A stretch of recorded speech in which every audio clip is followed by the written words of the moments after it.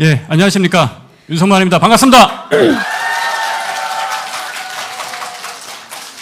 오늘 정말 이렇게 많은 분들께서 와주셔서 너무 감사드리고요.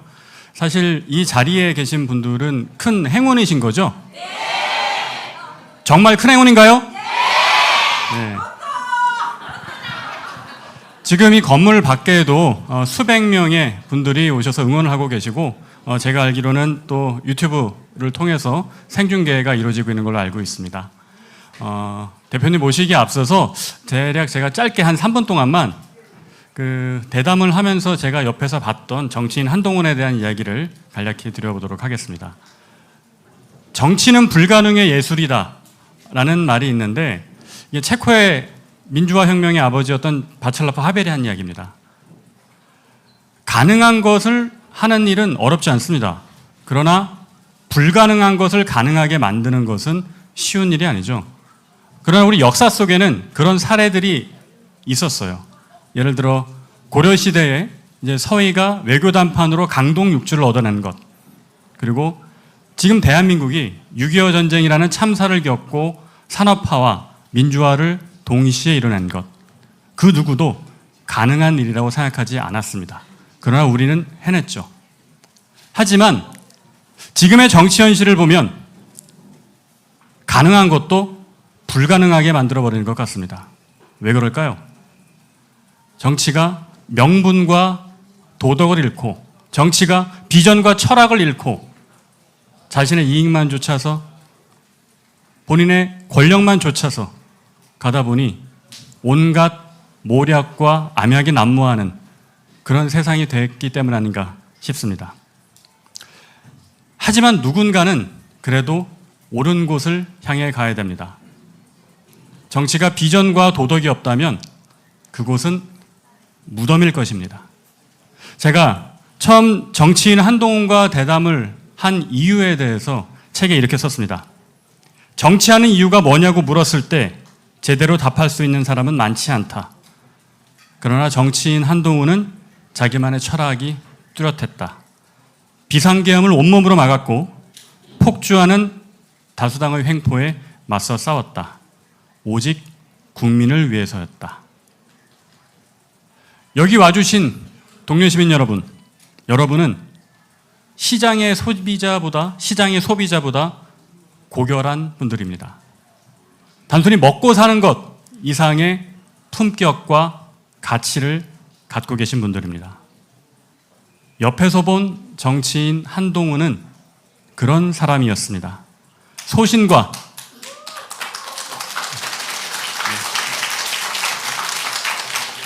소신과 명분이 뚜렷했고요. 위기의 순간 빠르고 정확한 판단을 내렸습니다. 바로 확고한 자신만의 정치 철학과 비전이 있었기 때문이라고 생각을 합니다.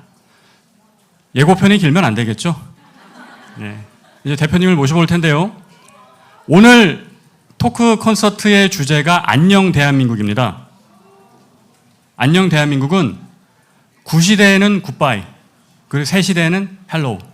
그래서 그동안 우리가 불합리하다고 여겼었던 그 많은 구시대의 것들을 바이바이 하고 새로운 시대를 맞이하자라는 뜻입니다. 그래서 제가 한동훈 외치면 여러분은 안녕하세요 하는 겁니다. 연습 한번 해볼게요. 한동훈! 안녕하세요! 소리가 작은 것 같은데요. 다시 한번 한동훈! 안녕하세요! 좋습니다. 그럼 모셔볼게요. 한동훈! 안녕하세요. 안녕하세요. 안녕하세요. 잘 지내셨습니까? 저도 잘 지냈습니다.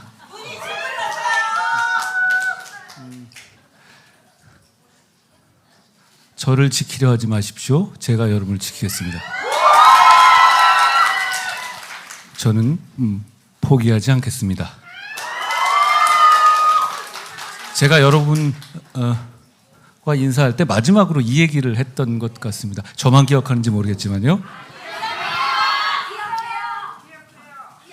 저는 오늘의 얘기를 그때로부터 시작하겠습니다. 다시 시작하겠습니다.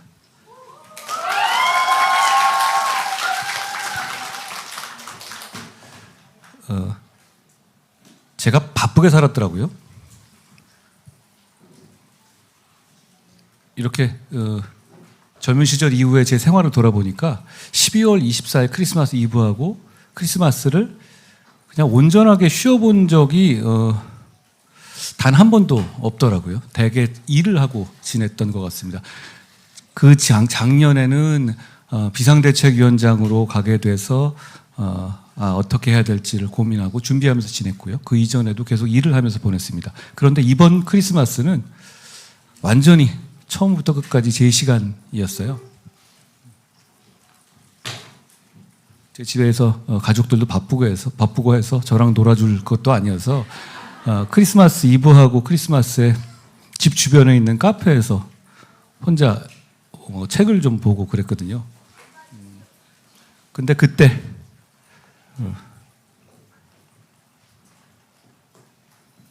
그 전까지, 그러니까 24일 이전까지는 12월 3일부터 12월 16일까지 얘기에 대해서 의식적으로 제가 생각을 안 했습니다. 머리를 좀 비워보려고 했거든요. 그런데 24일 날 혼자 이렇게 있는데 조금 있으면 제가 가지고 있었던 기억들이 금방 다 날아가 버리겠더라고요. 선후 관계도 조금씩 헷갈리기 시작하고, 예전엔 제가 안 그랬었는데 점점 기억도 희미해지는 것 같았어요. 좀 지나가다 보면 뜨거운 마음과 뜨거운 기분이라든가 그런 감상만 남고 팩트나 우리 모두가 알아야 될 기록 같은 것이 사라져버릴 것 같다는 생각이 들었습니다. 그래서 제가 24일하고 25일에 제가 카페에서 휴대폰으로 12월 3일부터 16일까지 있었던 일을 시간대별로 쭉 적어봤어요. 그게 바로 이 책의 출발점이었습니다. 제 책을 보시면 문장이 되게 단문이고 짧은 건데요. 짧을 텐데요. 제가 원래 하드보일드 소설을 좋아해요. 단문을 좋아하는데 그것도 그거지만 휴대폰으로 문장을 쓰면 문장이 짧아집니다. 손 아프잖아요. 그래서 그게 제 문체의 사실 비밀이고요. 저는 이 말씀을 드리고 싶습니다. 여러분의 겨울은 어떠셨습니까?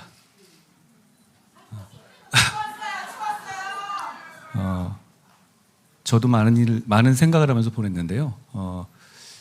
우리 대한민국에서 지난 겨울을 보내면서 많은 분들이 고통스럽고 많은 분들이 안타까우셨을 거라고 생각합니다. 저도 그런 마음이었어요.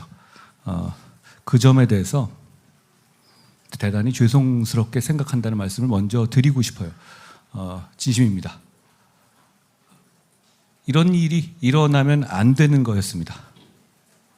그리고 기왕 이렇게 이런 일이 일어난 상황에서는 지금 어떻게 해야 좋은 미래로 갈 수 있을지를 궁리하고 그 길을 찾아서 용기 있게 결단하고 헌신하면서 나아가야 할 때라고 생각합니다. 제가 여러분과 함께 그 일을 하고 싶습니다.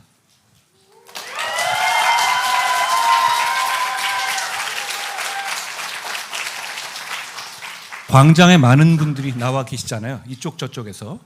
그리고 그 광장에 나오는 인파들을 불편해 하시는 시민들도 많이 계시죠.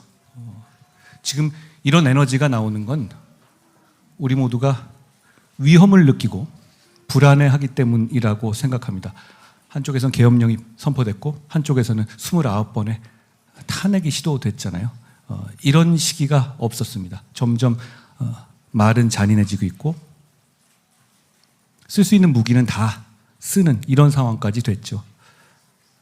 그리고 이대로 가다가는 정말 위험한 사람에 의해서 정말 위험한 정권이 들어설 수 있다는 불안감이 많은 사람들을 관통하고 있다고 생각합니다. 그게 저는 지금 이 광장과 우리 많은 국민들의 마음을 뒤덮고 있는 문제라고 생각합니다. 그 점에서 사실 우리는 이제 공통점을 찾는 작업을 할 때가 되지 않았나 생각합니다. 좋은 나라 만들고 위험한 나라가 되는 것으로부터 우리 스스로를 우리 모두와 우리의 미래를 구하는 것을 생각할 때가 됐다고 봅니다.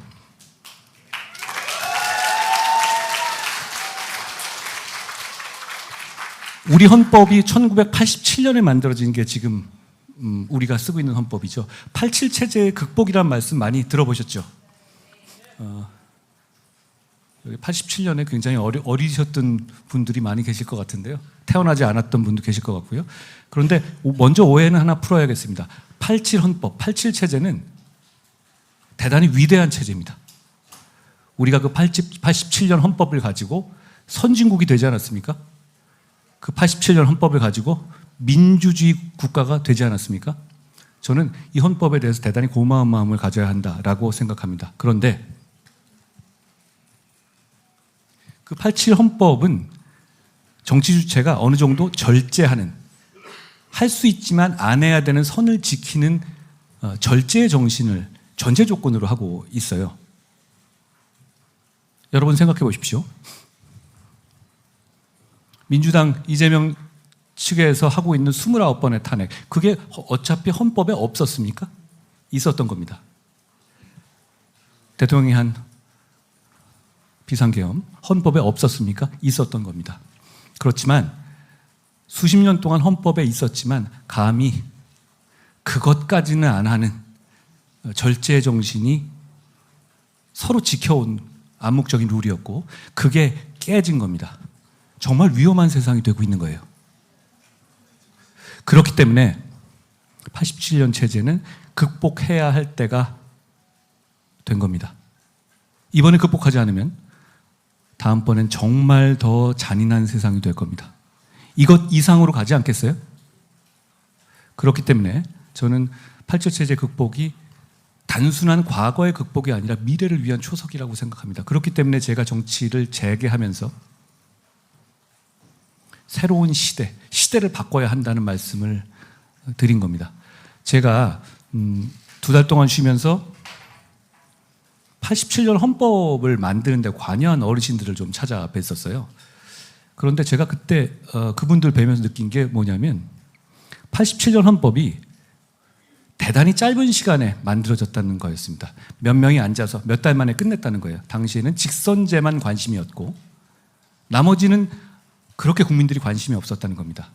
그래서 87년 헌법을 만들 개헌 작업은 대통령을 간접선거에서, 체육관 선거에서 직접 선거로 뽑는 조항을 만들고, 그리고 유신 헌법에 있었던 아주 대표적인 독소 조항만을 좀 고치고, 그리고 이렇게 말했다고 합니다. 나머지는 우리 차차 금방 고칩시다. 이렇게요. 시대에 맞지 않는 조항들이 많이 있었지만 이거는 우리 급하니까 일단 이렇게 하고 곧 우리 이번 정권에서 제대로 고칩시다 라고 했다는 겁니다. 그게 벌써 87년 이래 거의 40년 가까이가 지나고 있는 겁니다. 그렇기 때문에 87 헌법은 몇몇 핵심적인 조항들 말고는 유신 헌법을 그대로 가져오고 있는 겁니다. 그러니 AI 시대, 그리고 인권의 시대, 그리고 군인과 보훈의 시대에 맞지 않는 조항들이 그대로 남아있는 거예요. 그러니까 시대를 바꿀 때 단지 대통령제를 중임제로 한다. 그리고 상하 양원제를 한다. 이것도 중요한데 우리가 AI 시대, 그리고 앞으로 우리 모두가 잘 사는 복지와 성장의 선순환 시대를 준비하기 위해서 많은 부분을 고쳐서 50년, 100년 쓸 수 있는 헌법을 만들어야 한다고 생각합니다. 여러분, 그런데 이런 말을 하는 사람은 많았습니다. 그런데 늘 되지 않았죠. 개헌 얘기가 나왔을 때 항상 정치권의 일이야 라고 많은 분들이 여론조사에서 부정적으로 답하는 이유는 그게 되겠어? 라고 생각하기 때문일 겁니다. 그런데 이번에는 반드시 해내야 합니다. 제가 이런 질문을 드리고 싶습니다. 이런 일을 또 겪으실 겁니까? 이런 일을 또 겪게 되면 대한민국의 미래는 없습니다. 여러분, 의료 사태, 트럼프 대통령이 온 이후에 국제적인 관계 문제, 경제 성장률의 저하의 문제, 서울 집값 상승의 문제, 대단히 중요한 문제들이죠. 그런데 언론 지면에서 잘 안 보이죠? 계엄이니 탄핵이니 이런 이슈들이 다 장악하고 있잖아요, 언론 지면을. 그럼 과연 우리가 진짜 해결해야 될 이런 우리 민생의 문제들, 미래의 문제들이 없어진 겁니까? 아닙니다. 정치의 문제, 정치가 해결하지 못하고 있는 장애물 때문에 뒤로 치워져 있는 겁니다. 저희는 다시 그걸 끌어올려야 하고, 그걸 하기 위해서 과거를 극복하고 계엄의 바다를 건너야 한다는 말씀을 드리고 싶습니다. 그렇지 않으면 새로운 미래로 갈 수 없기 때문입니다. 그렇게 개헌을 하는 방법은 왜 지금까지 개헌이 안 됐을까요? 저는 이렇게 생각합니다. 모두가 새로운 시대의 주인공이 되고 싶어 하는 욕심이 있었기 때문이라고. 그런데 새로운 시대는 구시대를 온몸으로 정리하겠다, 굳은 일로 정리하겠다는 희생과 헌신이 없으면 절대 열리지 않습니다. 나까지만 충분히 뽑아먹고 다음부터 하자, 이런 마음으로는 절대 새 시대가 열리지 않습니다. 결국 누군가의 희생이 필요하고, 누군가의 굳은 일이 필요하고, 누군가 구시대 87 체제의 문을 닫는 굳은 일의 역할을 해야 하는 겁니다. 저는 그런 면에서 앞으로 새 시대를 준비할 사람은 그런 희생의 정신을 다짐하고 국민들께 약속해 드려야 한다고 생각합니다. 그래야만 87 체제를 정리할 수 있고 새 시대의 문을 열 수 있습니다. 이번에는 반드시 시대를 바꿔야 합니다. 선수 교체만 가지고는, 선수만 교체해가지고는 우리는 더 잔인해지고 더 표독스러워질 겁니다. 그리고 그 과정에서 우리의 진짜 중요한 문제들은 모두 숨겨지게 될 것이고 우리는 역사의 뒤안길로 뒤처지게 될 겁니다. 그렇기 때문에 선수 교체가 아니라 시대 교체를 꼭 해야 한다는 말씀을 드리고 싶었습니다. 여러분 모두 다 아시는 말씀이겠지만 그래야 우리 모두 좋은 나라 만들 수 있지 않겠습니까?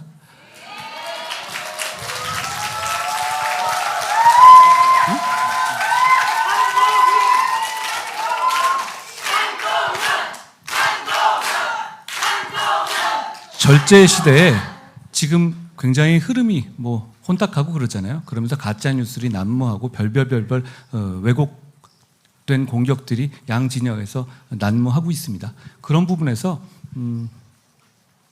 이제는 저는, 그동안에는 저에 대해서 공격이 오거나 그랬을 때 웬만하면 그냥 넘어가지 하는 식으로 넘겼었거든요. 이제는 저는 그러지 않으려 합니다.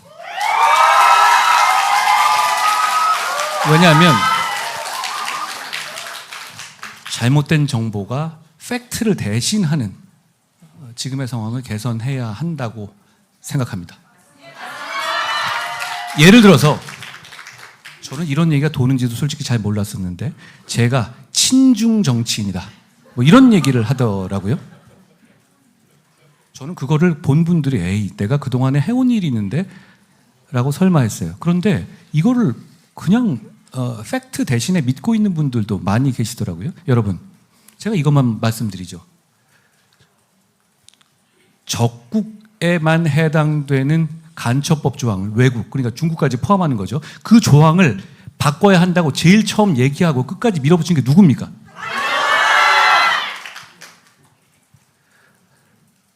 영주권자의 영주권 부여 요건을 훨씬 강화해야 한다고 주장한 게 누구였습니까?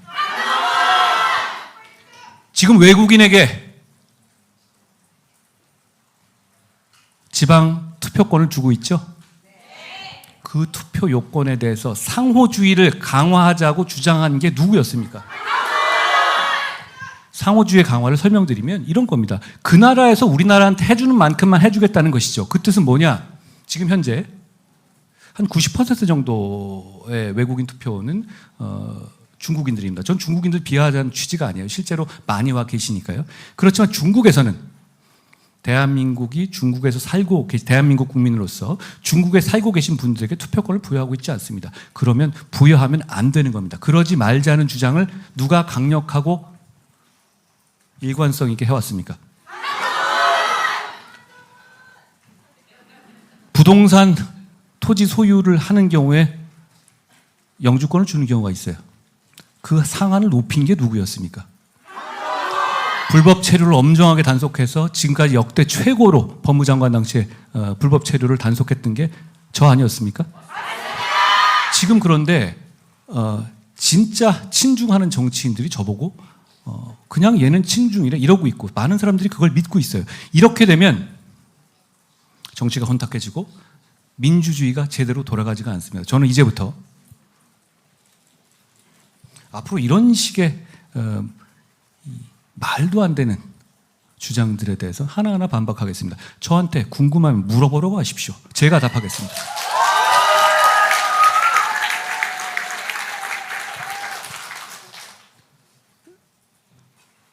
저한테 정치 왜 하느냐라고 물어봤을 때 저는 항상 이렇게 답해왔습니다. 앞으로도 그럴 거고 제가 정치 끝날 때까지 똑같은 말을 할 것 같아요. 저는 나라가 잘 됐으면 좋겠습니다. 그 마음이고 그 마음을 같이 하는 분들께서 많이 와주셔서 든든하고 고맙습니다. 저는 여러분과 함께 좋은 나라 만들고 싶습니다. 고맙습니다.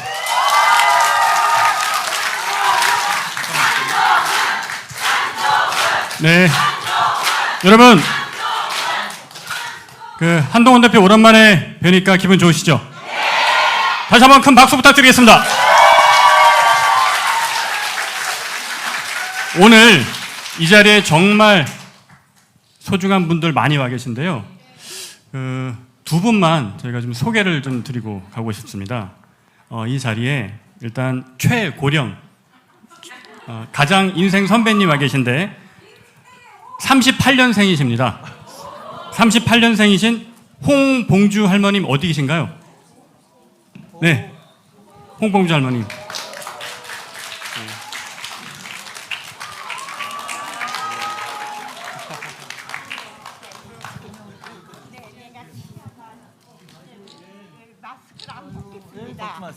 국민을 위해서 항상 그래도 우리나라를 위해서라니 이렇게 국민을 위해서 애쓰는 분이 없습니다.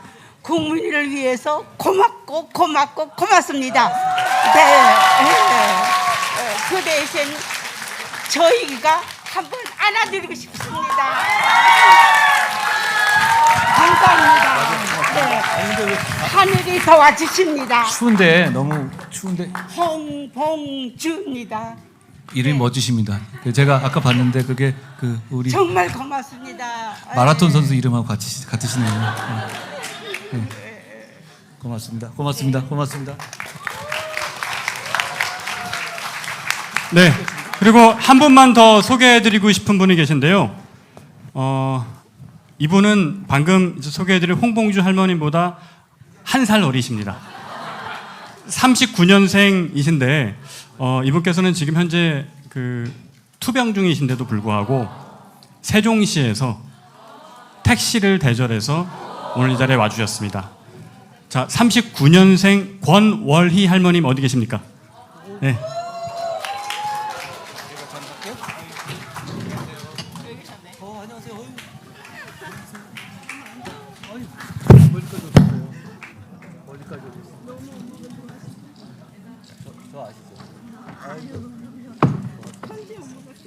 편지까지 주셨어요? 고맙습니다. 아프시다면서요? 엄마가 작년에 진상 받으셨는데 대표님하고 대표님 모습 보면서 잘 견디셨거든요. 고맙습니다. 어머니께서 작년에 좀 병에 걸리셔가지고 힘든 시간 보내셨는데 한 대표님이 애쓰시는 모습을 보면서 엄마도 힘을 내실 수 있었다고 합니다. 그래서 엄마가 손이 떨리셔서 편지를 못 쓰셨는데 불러주셔서 제가 썼고요. 예. 그리고 그러니까 잘 봤습니다. 한 대표님 땀 흘리는 모습이 너무 안쓰럽다고 엄마가 손수건을 선물했습니다. 정말 셋째 딸이 한 대표님하고 같은 나이인데 정말 아들 같다고 늘 정말 대표님 보면서 예 그리고 이제 엄마가 살 날이 살아갈 날보다 적으니까 마지막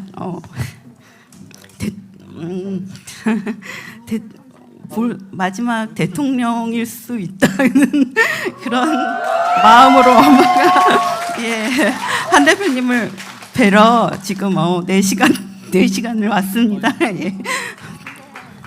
예.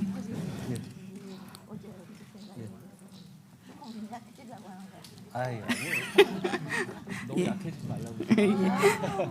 아무튼 한 대표님도 엄마도 건강하고 그렇게 됐으면 좋겠습니다. 예, 승리하시길 바랍니다. 예.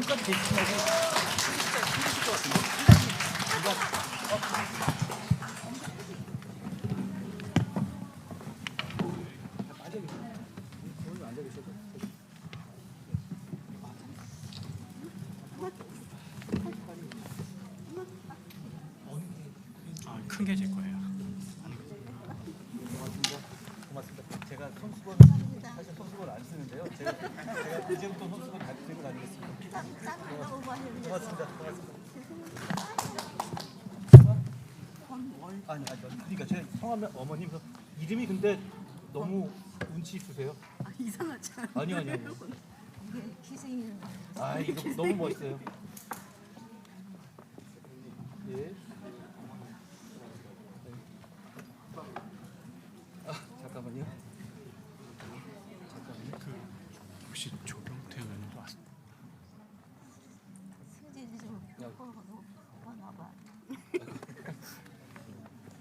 금펜이네요.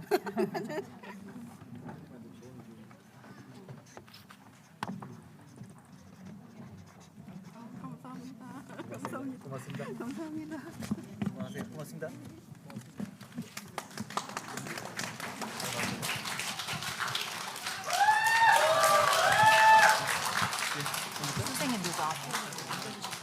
어느 분이 마이크? 예. 지금 두 분 할머님 말씀을 좀 들었는데 이제 끝에 할머님께서 말씀해 주시기를 약해지지 마시라 그런 얘기 해주셨습니다. 네. 그리고 오늘 사실 이 자리에도 김태호 의원님을 비롯해서 많은 국회의원들께서도 오셨는데 사전에 저한테 언질 주시기를 오늘은 이제 시민들을 위한 행사니까 이제 정치하시는 분들에 대한 소개는 우리 하지 말자 그렇게 말씀을 미리 해주셔서 여러분 정치인들이 이거 절대 양보하지 않는 거 알고 계시죠? 예, 김태호 의원님 비롯한 국회의원분들께도 박수 한번 부탁드리겠습니다.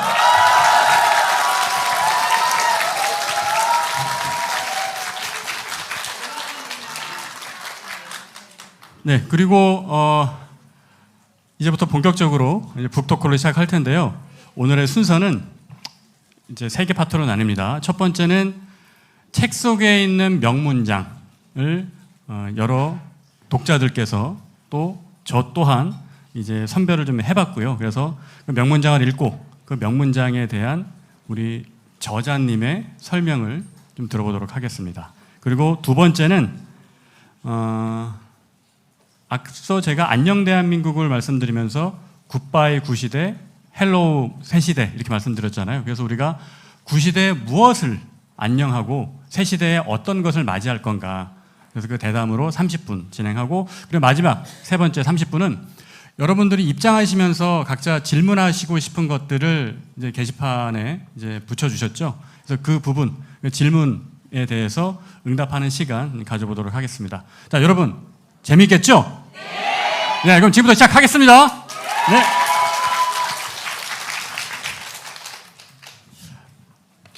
한 가지 오해를 좀 풀고 넘어가야 될 게 있어요. 제가 2019년부터 이제 중앙일보에서 논설위원을 했는데 지금은 이제 사직을 했습니다. 그러다 보니까 제가 나이가 지긋한 걸 아는 분들이 많아요. 그런데 제가 옆에 있는 우리 동훈이 형보다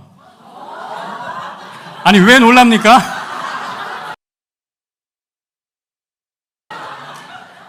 근데 동훈이 형보다 제가 6살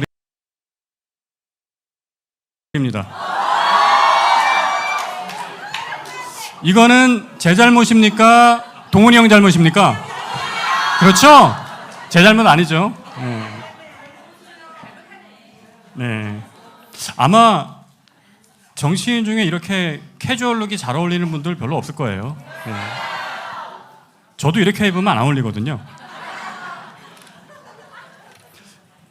먼저 그러면 이 질문부터 좀 드려보고 싶어요. 책 제목이 국민이 먼저입니다 인데 이 제목을 택하게 된 이유가 있으실까요?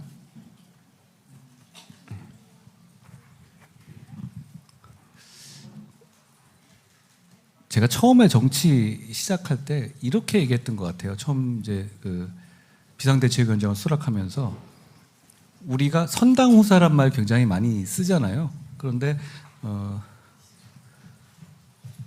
선당 후사보다는 뭐 당보다도 사실 국민을 먼저 앞세워야 한다. 국민 먼저다 이런 생각으로 선민 후사라는 말을 만들어서 썼거든요. 근데 저는 그냥 만들어 쓴 말인데 옛날에도 조금 한두 번 나온 말이긴 하더라고요. 그 생각을 하면서 저는 초심을 생각했습니다. 그리고 제가 12월 3일부터 16일까지 좀 힘들었거든요. 어떤 면에서 힘들었냐면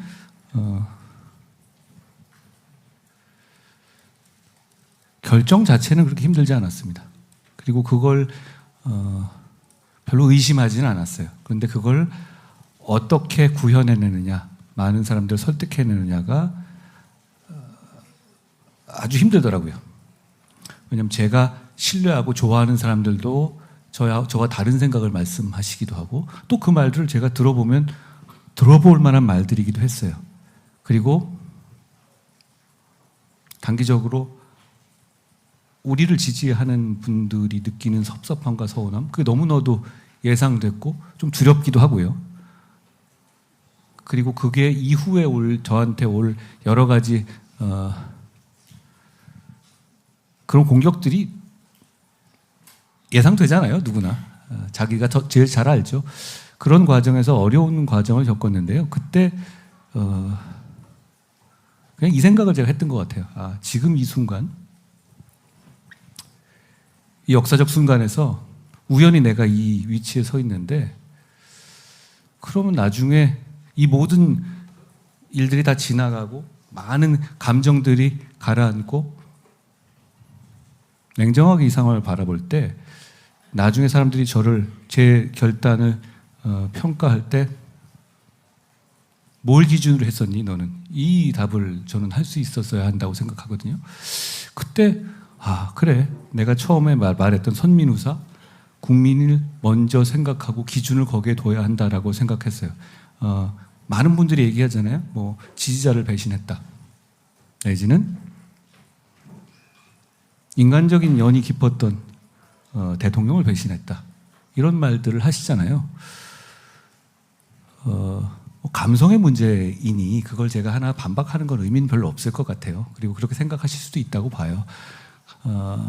그런데 그 모든 결정이 결국은 이게 이 나라가 어떻게 가야 하고 이 나라 국민들의 어떤 판단이 어떤 결정이 이 시점에 도움이 되는지를 위주로만 생각해야 한다고 저는 믿었습니다.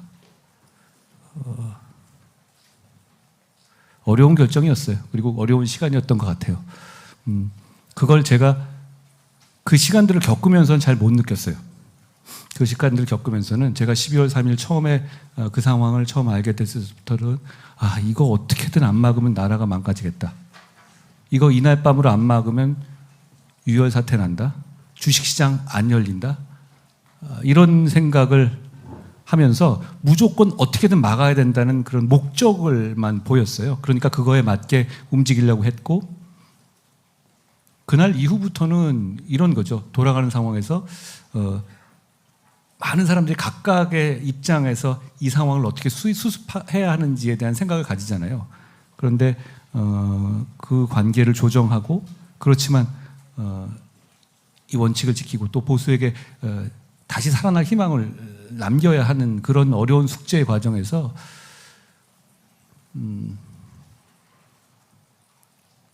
그때도 그냥 목적만 보고 달렸는데 지나고 보니까 이거 되게 어려운 상황이었구나라는 회고를 하게 됐습니다. 그런데 지나고 봐도 저는 국민을 먼저로 그 기준은 지켰던 것 같습니다. 그런 의미에서 그냥 책 제목을 줬던 것 같습니다. 이상했나요?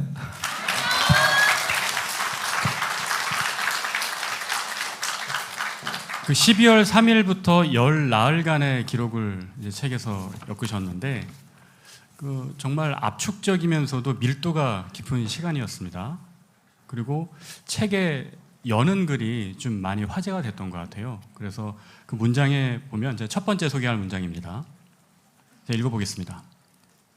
처음이자 마지막으로 역사로부터 질문을 받는다고 느꼈다. 계엄이래 어쩔 거야? 라는 질문. 사실 저 20년 넘게 글을 쓰면서 살아온 제 입장에서 이 문장은 저한테 좀 충격적이었어요. 어떤 느낌이었냐면 가슴을 확 파고드는 그런 느낌이었던 것 같아요. 그래서 이 문장을 첫 번째로 꼽아봤는데 이 문장을 어떻게 쓰시게 됐습니까? 제가 이런 말 들을까 봐 안 쓰려고 했어요. 사실은 제가 오글거리는 거 되게 싫어하거든요. 그런데 그러니까 저는 이런 말 하잖아요. 역사 속에 뭐 이런 얘기를 하는 정치인들을 그렇게 저는 좋게 보진 않았어요. 아니 무슨 뭐 우리가 역사랑 대화를 해. 그냥 시민과 대화를 하고 이 생활인들과 대화를 해야지. 역사는 우리한테 관심 없어. 역사는 그냥 그런 생각을 가졌거든요. 근데 이날은 제가 그 순간을 딱 보는 순간 그게 와서 이게 왜 나한테 딱 이 과제가 떨어졌지? 그런 느낌이 있었어요. 여러분 비상계엄이잖아요. 누구는 그러더라고요. 젊은 분 만났는데 처음에 무슨 게임 얘기하는 줄 알았대요. 계엄이란 말 자체가 익숙하지 않잖아요. 저희 세대는 계엄이란 말이 익숙해요. 그런데 젊은 분들은 계엄이란 말 자체가 화석 같은 언어였을 거예요. 그런데 갑자기 이런 얘기가 나오니? 그런데 제가 왜 이런 느낌을 가졌냐면 저는 제가 잘하면 막을 수 있다고 생각했어요. 우연찮게도 제가 집권 여당의 대표라는 직위에 있었잖아요.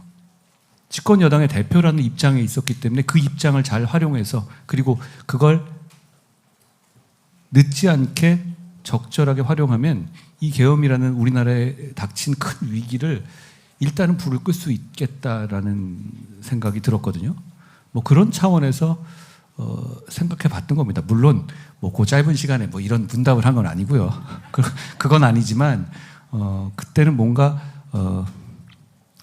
약간의 비장한 생각은 들었던 것 같아요. 잠깐. 근데 그때 이후부터는 그런 비장함보다는 어떻게든 이걸 막아야 되겠다는 어떤 실용적인 생각 그것만 했던 것 같습니다. 그 두 번째 문장도 오글거리는데 어떻게 하죠? 좀만 참아 주십시오. 자, 두 번째 오글거리는 문장 2탄. 공포보다 용기가 먼저 퍼져야 한다고 생각했다. 이건 어떠실 겁니까? 이거 되게 제가 좋아하는 문장 중에 이게 있어요. 사실 처칠이 했다고 하는 말이지만 실제로 처칠이 이걸 정확하게 말한 것 같지는 않아요. 그게 이런 거거든요. 공포는 반응이고 용기는 결심이다. 굉장히 멋있는 문장이라고 생각합니다. 그리고 그게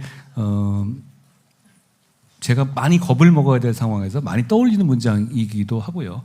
근데 이 얘기는 제가 좀 실용적인 관점에서 쓴 거예요. 처음에 그러니까 이 계엄이라는 걸 딱 했을 때 사람들은 이게 뭐지? 라고 초창기에 판단을 하게 되잖아요.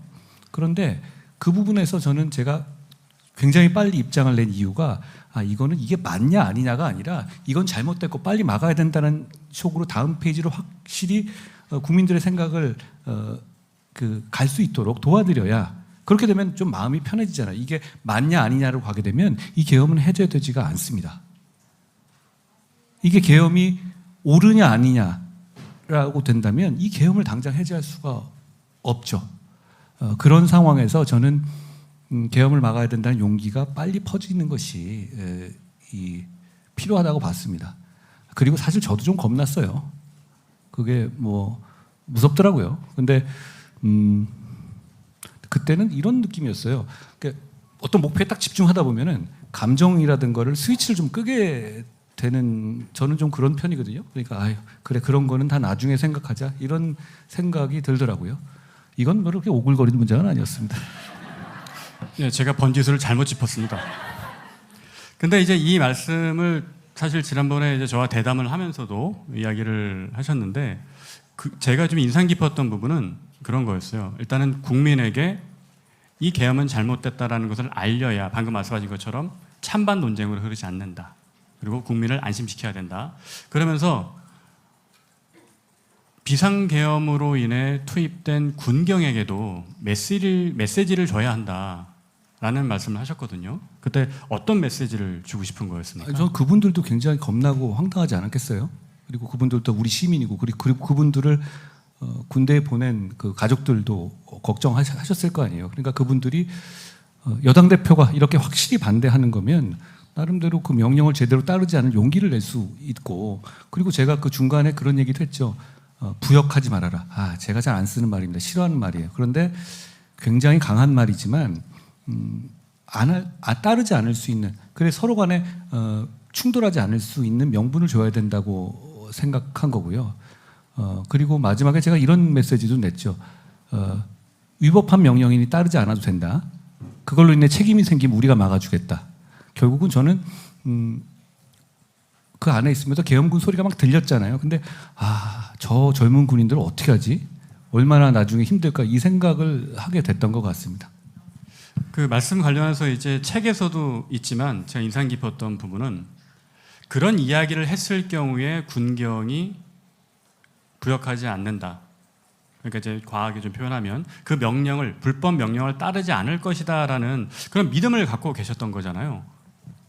입장 바꾸면 그렇지 않겠습니까? 그거 하고 싶겠어요? 그리고 그 이후에 과거에 우리 역사는 그런 식의 어떤 불법적인 이 행동에 대해서 굉장히 오래도록 응징합니다. 단기적이지 않아요. 그리고 거기에 따른 정신적 트라우마도 오래 갈 거거든요. 근데 그분들이 여기 들어와서 진짜로 만약에 사람들을 끌어내는 거가 본인 행동했었다고 생각해 보세요. 그걸 나중에 얼마나 힘들어 하시겠어요. 그러니까 이거는 어떻게든 간에 그리고 그 당시에 시민들이나 보좌관들이 계속 카메라로 찍고 있었거든요. 그 압박을 받는 상황들을 생각해 보면 저는 그분들도 정말 힘들었을 거라고 생각해요. 사실 비상계엄 해제를 빨리 할 수 있었기 때문에 우리가 지금처럼 그런 큰 문제 없이 위험 없이 넘어갔지만 실제로 그 당시 현장의 상황은 뭐 우리가 생각하는 것 이상으로 좀 되게 엄혹하고 그러지 않았습니까? 그래서 보면은 그 책에서 이제 그 대표님 본인께서 밀떡이다, 밀리터리 덕후다라는 거를 이제 커밍아웃 하신 부분이 있는데 그 사한 야간 투시경 얘기하시면서 그날에 느꼈던 그 당시의 어떤 긴장감과 그런 것들은 어땠습니까? 다들 많이 놀라고 어려운 상황이었지만 또 의원들은 그리고 정치인들은 자기 일을 해야 된다고 생각하고 자기 자리를 지킨 분들이 많이 계셨어요. 그러니 뭐 그 상황에 대해서 뭐 우리가 뭐 너무너무 힘들었어 이렇게 징징거릴 일은 아닐 것 같고요. 국민들 보시기에 참 죄송하다고 생각했습니다. 그렇지만 어떻게든 빨리 끝내야 되겠다라는 그 마음이 당시 저희 18명 정도가 들어갔었고 들어가지 않은 분들 중에서 많이 응원해 주셨는데 같은 마음이었다라는 정도로 말씀드리겠습니다. 네, 이번에 세 번째 명문장. 이거는 앞서 제가 설명했던 오글거리는 문장과는 전혀 달리 상당히 일상적인 표현이거든요. 일상적인 표현인데 이게 책 속에 활자화되어 있으니까 그럴듯하게 들렸습니다. 멋있게 들렸습니다. 읽어보겠습니다. 좋은 게 좋은 거라는 식으로 정치하면 세상은 안 좋아지고 정치인만 좋아진다.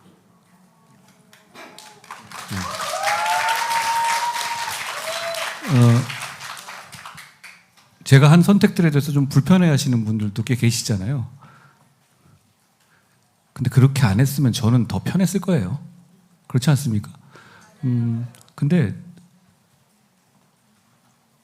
저는 제가 얼마나 이 정치를 그리고 중요한 위치에서 할지 얼마나 할지는 모르겠어요. 그건 여러분께 달려 있습니다. 그렇지만 그 과정에서 임무에 집중해야 한다고 생각하거든요. 조금 불편해지고 조금 손해보더라도 우리 전체 공동체가 좀 나아지는 방향으로 움직일 수 있도록 뭐든 해봐야 된다라는 게 제 생각이고 선택이에요. 그리고 그런 선택을 하는 분들이 더 많았어야 한다고 생각합니다. 그래야 나라가 좋아지죠. 그리고 정치를 하다 보면 이런 상황이 들어요. 또 정치도 인간들끼리, 정치인이나 인간들끼리 하다 보면 그 관계의 설정이나 그리고 동조 압박, 동료 압박 같은 게 있거든요. 그러니까 옆에 사람들이 의식되거나 아니면 이 사람들하고 관계라든가 이런 거 있었을 때 정답적으로 가지 않고 조금 더 둥글려서 가는 거를 선택하기 쉬워요. 처음엔 제가 몰랐는데 그게 뭔지 알겠어요. 그리고 그게 생각보다 굉장히 힘든 장벽이라는 것도 제가 이해하겠어요. 그런데 좋은 정치하고 큰 정치하려면 그 장벽은 넘어서야 한다고 생각해요. 왜냐하면 우리끼리 좋자고 하는 게 아니라 정치가 공동체, 그리고 국가, 그리고 국민을 좋게 하자고 하는 거잖아요.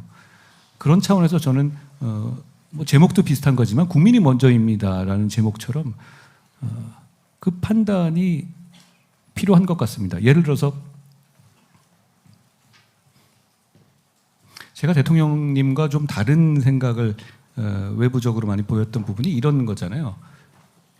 김건희 여사님 문제, 의료 사태 문제, 명태균 사태 문제, 이종섭 황상무 사태 문제, 김경수 복권 문제, 뭐 이런 정도예요. 그런데 그 사람들은 명백히 대통령이 잘못 판단하고 계셨던 거예요. 그리고 그걸 그렇게 잘못 판단하고 계시다고 국민들도 다 인식하고 바꿔달라고 소리치고 있었고요.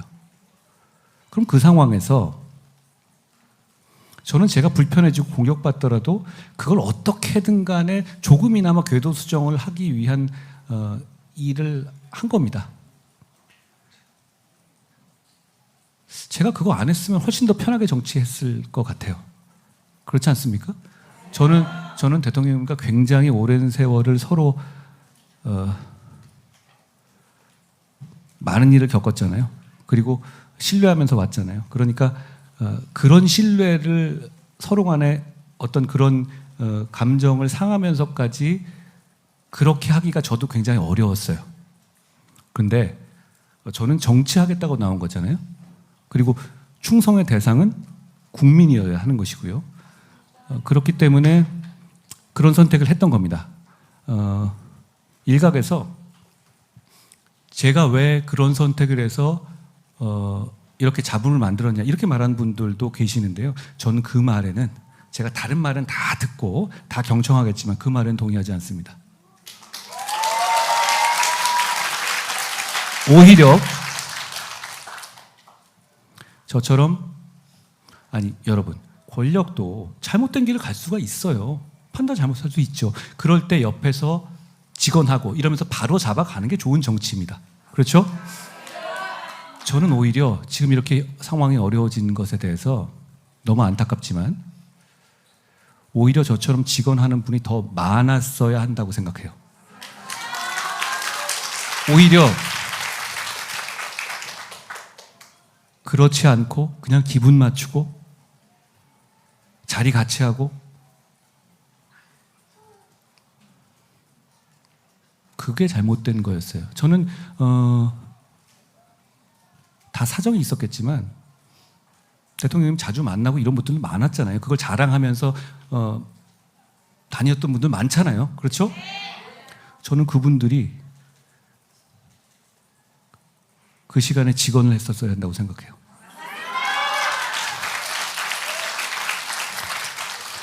저는 이 정부가 잘 되기를 누구보다도 바랬습니다. 진심입니다. 왜냐하면 만들 때 제가 문재인 정부 말기에 거의 대통령님을 대신해서 얼마나 많이 공격당했습니까? 4번 좌천당했고 2번 압수수색당했습니다. 구속 직전까지 갔었죠. 그리고 얼마나 많은 사람들, 여러분 포함해서 이 정부를 만들어내려고 얼마나 피눈물 흘리면서 싸웠습니까? 그런 정부이기 때문에 끝까지 정말로 성공하기를 누구보다 바랬다는 말씀을 드립니다. 그러기 위해서 저는 직언할 수밖에 없었어요. 가만두면 나중에는 다 터질 텐데요. 그러면 같이 옆에서 웃고 있다가 그때 살짝 엉덩이 빼고 터지게 놔둡니까? 저는 그게 제 임무라고 생각하지 않았어요. 그리고 저는 앞으로도 그렇게 정치할 겁니다.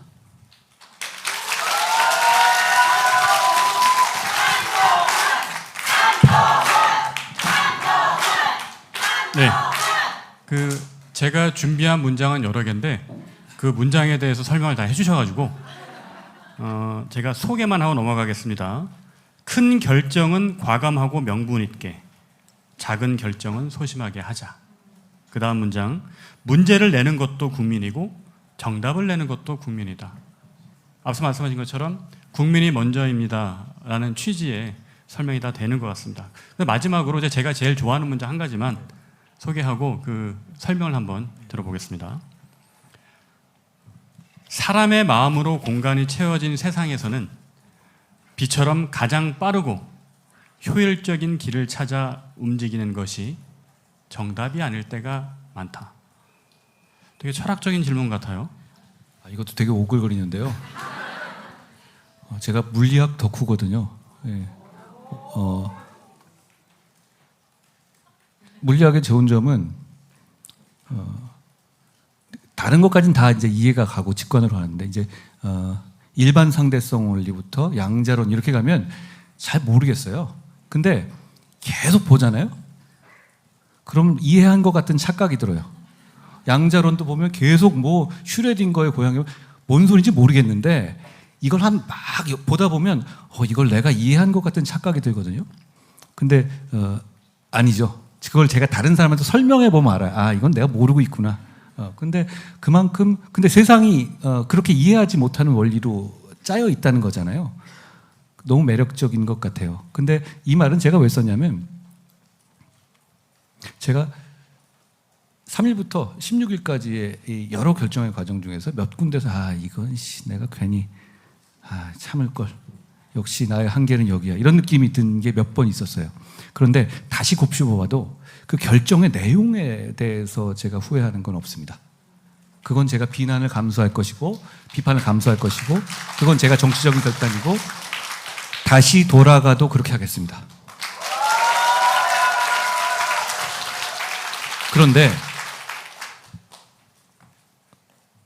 이게 제가 목적이 있고 그 정보의 차이가 있잖아요. 국민들이 보시는 거랑 다른 의원들이 보시는 것과 저는 그리고 대통령님들 잘 알기도 하고 그리고 정보가 당대표로서 굉장히 많이 쌓여있는 상태이기 때문에 정보의 차이가 큽니다. 그래서 제가 위험을 조금 더 빨리 느낄 수도 있고 그리고 그 위험을 방지하기 위해서 더 빨리 움직여야 된다는 어떤 그런 절박함을 더 느낄 수도 있어요. 그러다 보니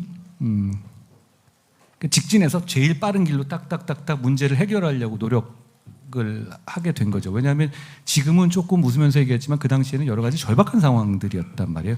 우리가 망각해서 그렇지 그때 상황을 한번 보십시오. 그렇게 만만한 상황이 아니었고 그때 상황은 여기 우리 언론인들 많이 계시지만 그때 있었던 언론들의 보도를 그냥 가감 없이 양과 내용을 한번 날짜별로 보셔도 우리가 진짜 경랑의 역사를 거쳤구나라고 느끼게 될 겁니다. 그 과정에서 저는 상황을 수습하고 상황을 좋은 방향으로 이끌기 위해서 여러 결단을 하는데 지나고 보면 그냥 빛의 영역 그러니까 빛이 그거잖아요. 어느 쪽을 가든 간에 빛이 살아있는 것도 아닌데 제일 최단 거리를 찾아간단 말이에요. 그런 식의 효율적인 결정을 하려고 노력했어요. 근데 지나고 보니 그것보다는 조금 돌아가도 되지 않았나? 그리고 조금 더 시간을 좀 서로 가지면서 그래도 그랬을 때 다시 한번 말씀드리지만 결론을 바꾸겠다는 취지는 아닌데 그랬을 때 조금 더 낫지 않았을까 하는 반성을 하게 돼요.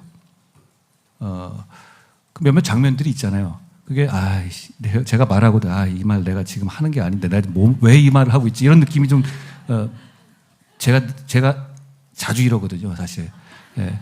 그래서 끝난 다음에 우리 의원님들한테도 많이 혼났는데 제가 공감하는 부분이었어요. 그 점을 좀 고치려고 합니다.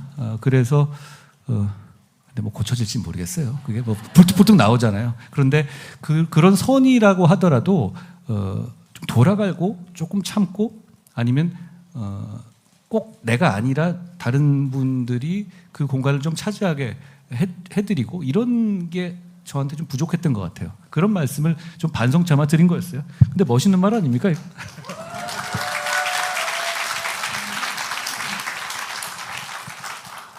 네, 이 밖에도 책에 명문장들 많이 있으니까 여러분들께서 직접 한번 찾아보시는 재미를 느껴보셨으면 좋겠습니다. 다 읽으셨습니까? 네. 네. 예, 고맙습니다. 자, 그래서 명문장 소개하는 시간 여기서 맞춰보고요. 이제는 책 속에 있는 내용을 중심으로 해서 구시대 빠이빠이 하고 새시대 안녕 해보는 이야기를 나눠보도록 할게요. 그럼 구시대를 빠이빠이 하려면 저는 이게 제일 궁금했어요. 그래서 대담 때도 이런 말씀을 드렸었는데 대통령의 이제 비상계엄 포고령에도 보면 자유민주주의를 지키기 위해서 한다라는 얘기가 있었고, 그리고 광장의 집회에서도 자유민주주의라는 말은 빠지지 않습니다. 그러나 대표님을 포함해서 여기 계신 분들 모두 자유민주주의를 지키고 계속 수호해야 한다라는 마음은 똑같잖아요. 그러면 우리가 생각하는 자유민주주의가 서로 다른 건가? 라는 의문이 들죠. 대표님이 생각하는 자유민주주의는 뭡니까? 남의 자유를 존중하는 겁니다. 저는 자유민주주의가 내가 자유롭게 행동할 테니 괜찮다라는 취지도 아니고, 그리고 소위 말하는 자유진영이라고 하잖아요. 진영과 그 진영으로서 어느 나라는 자유진영, 어느 나라는 공산 전체주의 이런 의미도 아니라고 봐요. 이게 자유민주주의에서의 용어상으로 보면 이 자유라는 게 프리덤이 아니라 리버티잖아요. 그러다 보면 결국은 다른 사람의 자유를 권력이 제한할 때 법에 의해서만, 그리고 최소한의 방법으로만 제한해야 한다는 게 저는 핵심이라고 봐요. 그렇기 때문에 제가 비상계엄을 저지해야 된다고 나서면서 자유민주주의의 문제라고 한 것도 그런 이유입니다. 자유민주주의를 지키기 위해서 비상계엄을 한다는 말은 그래서 앞뒤가 안 맞는 겁니다. 왜냐하면 법에 정한 방식으로 최소한의 방법을 선택해서 다른 사람의 기본권과 자유를 제한해야 하는 것이거든요. 그 약속이에요. 자유민주주의는. 그 점에서 저는 안타까움을 많이 느꼈다라는 말씀을 드립니다. 이런 말씀도 드릴 수 있죠. 뭐 자유민주주의에서 자유진영, 자유를 얘기할 때 프리월드, 그러니까 일종의 말해서 냉전 시대의 자유진영이라고 하잖아요. 그런 의미로 말씀하시는 분들도 많이 계신 것 같아요. 그런데 남미의 이 친미 독재 국가들 과거에 많이 있었잖아요. 그 나라들은 자유진영입니다. 친미 진영이고 공산 진영과 반대되는 진영에 속해 있는 면에서는 자유진영이라고 할 수 있지만 그 나라들이 자유민주주의 국가라고 할 수는 없어요. 우리가 생각하는 자유민주주의 국가는 그런 자유민주주의 국가가 아닌 거죠. 진영의 면에서. 그러니까 저는 그런 점에서 핵심은 남의 자유를 최대한 보장하고 남의 자유를 제한할 때는 법에 의해서만, 룰 오브 로, 그리고 최소한의 원칙에 의해서만 한다는 것이 저는 핵심이라고 봅니다. 저는 그걸 우리가 놓쳐서는 우리의 기본 체제의 기본을 놓치는 것이다라고 생각합니다. 여러분 머리에 쏙쏙 와닿았죠? 그래서 뭐 이야기를 이제 안 하고 넘어갈 수는 없을 것 같은데요. 솔직히 우리가 평소 생각하는 민주주의라는 것은 데모크라시죠. 그러니까 이즘으로 끝나지 않기 때문에 정치 체제를 얘기합니다. 그래서 정확하게 말하면 민주정이 맞고, 근데 정치 체제인 민주정은 이즘이라는 이념의 옷을 입어야 돼요. 예를 들어서 인민민주주의도 민주주의입니다. 그러나 우리가 지향하는 바는 아닙니다. 방금 말씀하셨던 것처럼 자유민주주의가 우리가 지향하는 곳인데, 그럼 이 자유민주주의의 원리는 설명하신 것처럼 내 자유만큼 너의 자유도 중요하다. 이거는 인정하고 배려하는 거고, 어떤 다수의 결정이 있더라도 소수의 의견을 무시하지 않고 존중하는 자세인 거잖아요. 그러니까 민주정이 다수결로 결정을 하지만 꼭 다수의 뜻대로만 하면 안 된다라는, 그게 자유민주주의인데, 사실 이재명 대표의 민주당을 보면 그 대척점에 서 있는 느낌도 지울 수가 없습니다. 대표님께서 보시기에 어떻습니까? 제가 87 체제의 극복이 필요한 이유 중에 하나라고 생각하는데요. 여러분, 대한민국 헌법에는 늘 탄핵 제도가 있어 왔습니다. 그렇죠? 그렇지만 탄자를 꺼내는 거를 서로 눈치 봤어요. 그런데 이 사람은 29번을 하네요. 지능 레슬링 같은 진짜 막장 스포츠에서도 눈을 찌르면 안 된다는 정도의 암묵적인 룰은 있는 거거든요. 그런데 이분은 그냥 이 정치 세력은 그런 거 생각 없이 그냥 눈이라도 찌르겠다라고 나오는 겁니다. 결국은 자유민주주의 체제에서는 대단히 위험한 세력이고 위험한 사람들이다. 왜 무슨 걸로 이 세력을 생각할 때 이 사람들은 다수를 가지면 우리 사회의 기본적인 가치라든가 이런 거 반하더라도 그냥 이익이 되면 뭐든지 하겠다, 이런 생각이 들지 않습니까? 여러분, 만약에 제가 이재명 대표 같이 저런 사법 리스트를 가지고 만약에 대통령이 됐다고 생각해 보십시오. 여러분은 제가 계엄령을 발동해서 사법부를 눌러버릴 거라고 예상하실 수 있어요? 그렇게 추측할 수 있습니까? 아니겠죠? 법을 바꿔서 나에 대한 범죄는 죄가 안 되게 바꿔버릴 거다라고 제가 그럴 것 같습니까? 이 대표는 어떨 것 같습니까? 그게 문제인 겁니다. 그게 차이인 거예요. 자유민주주의의 기본을 지킨다는 것은 그런 기본적인 원칙에 관한 합의와 약속에 대해서 서로 믿음이 있는 거거든요. 저 정치 세력은 그 믿음이 없습니다. 그러니까 현재 대한민국에서 가장 위험한 사람이라고 제가 감히 말씀드리는 것이다 라는 말씀 정도 드리죠. 대표님 말씀에 참 모든 분들 공감하고 계시는데, 여기서 한 가지만 이제 바로 잡자면, 앞서 이제 제가 대통령이 되겠다면 이거는 그냥 일반적인 원론을 얘기한 겁니다. 제가 원론을 얘기한 겁니다. 원론일 수밖에 없는 게 제가 그런 사법 리스크가 없잖아요. 그렇죠. 이 얘기는 저도 똑같이 할 수 있어요. 윤석만이 대통령이 된다면 저도 그럴 사람이 아닙니다. 원론적인 얘기고요. 자, 그래서 이 자유민주주의를 해치는 많은 해악들이 있는데, 사실 가짜뉴스, 음모론 이런 거 많이 들어보셨을 거예요. 근데 이 가짜뉴스, 음모론이 왜 문제냐면, 예전에는 우리가 어떤 사실에 대해서 의견이 다르면 서로 토론을 통해서 합의점을 찾았는데, 지금은 가짜뉴스와 음모론을 믿는 사람들이 많다 보니까 서로 믿고 있는 사실이 다른 거예요. 사실이 다르니까 저 사람은 거짓말을 하고 있다고 생각하고, 결국은 그렇게 되니까 우리가 대화, 타협의 정치가 안 되는 것 같다는 생각이 들었는데, 우리 책을 쓰면서 그 대표님과 대담을 할 때도 이 가짜뉴스 음모론에 대해서 많은 문제의식을 갖고 계셨잖아요. 근데 이 문제는 꼭 우리나라만의 문제는 아닌 것 같아요. 전 세계적으로 이런 사실에 대한, 사실은 사실 토론의 대상이 되지는 않거든요. 사실이 토론이 대상이 된다면 그걸 넘어서는 의견까지 가기가 어려운 거니까요. 이런 현상을 꼭 우리나라에만 있는 것이라고 너무 개탄할 필요는 없을 것 같습니다. 늘 이런 적이 있었지만 결국 인류는 문명은 이런 문제에 대해서 충분히 숙고하면서 헤쳐나왔다고 생각해요. 다만 그런 가짜뉴스나 음모론이 주류 정치 중심으로 받아들여질 때는 그 나라가 굉장히 큰 위기를 겪었다. 이런 점들을 우리는 많이 봐왔죠. 그런 점에서 경계하지만 또 그렇다고 해서 너무너무 걱정해서 이거는 뭐 절망할 문제도 아니라고 생각합니다.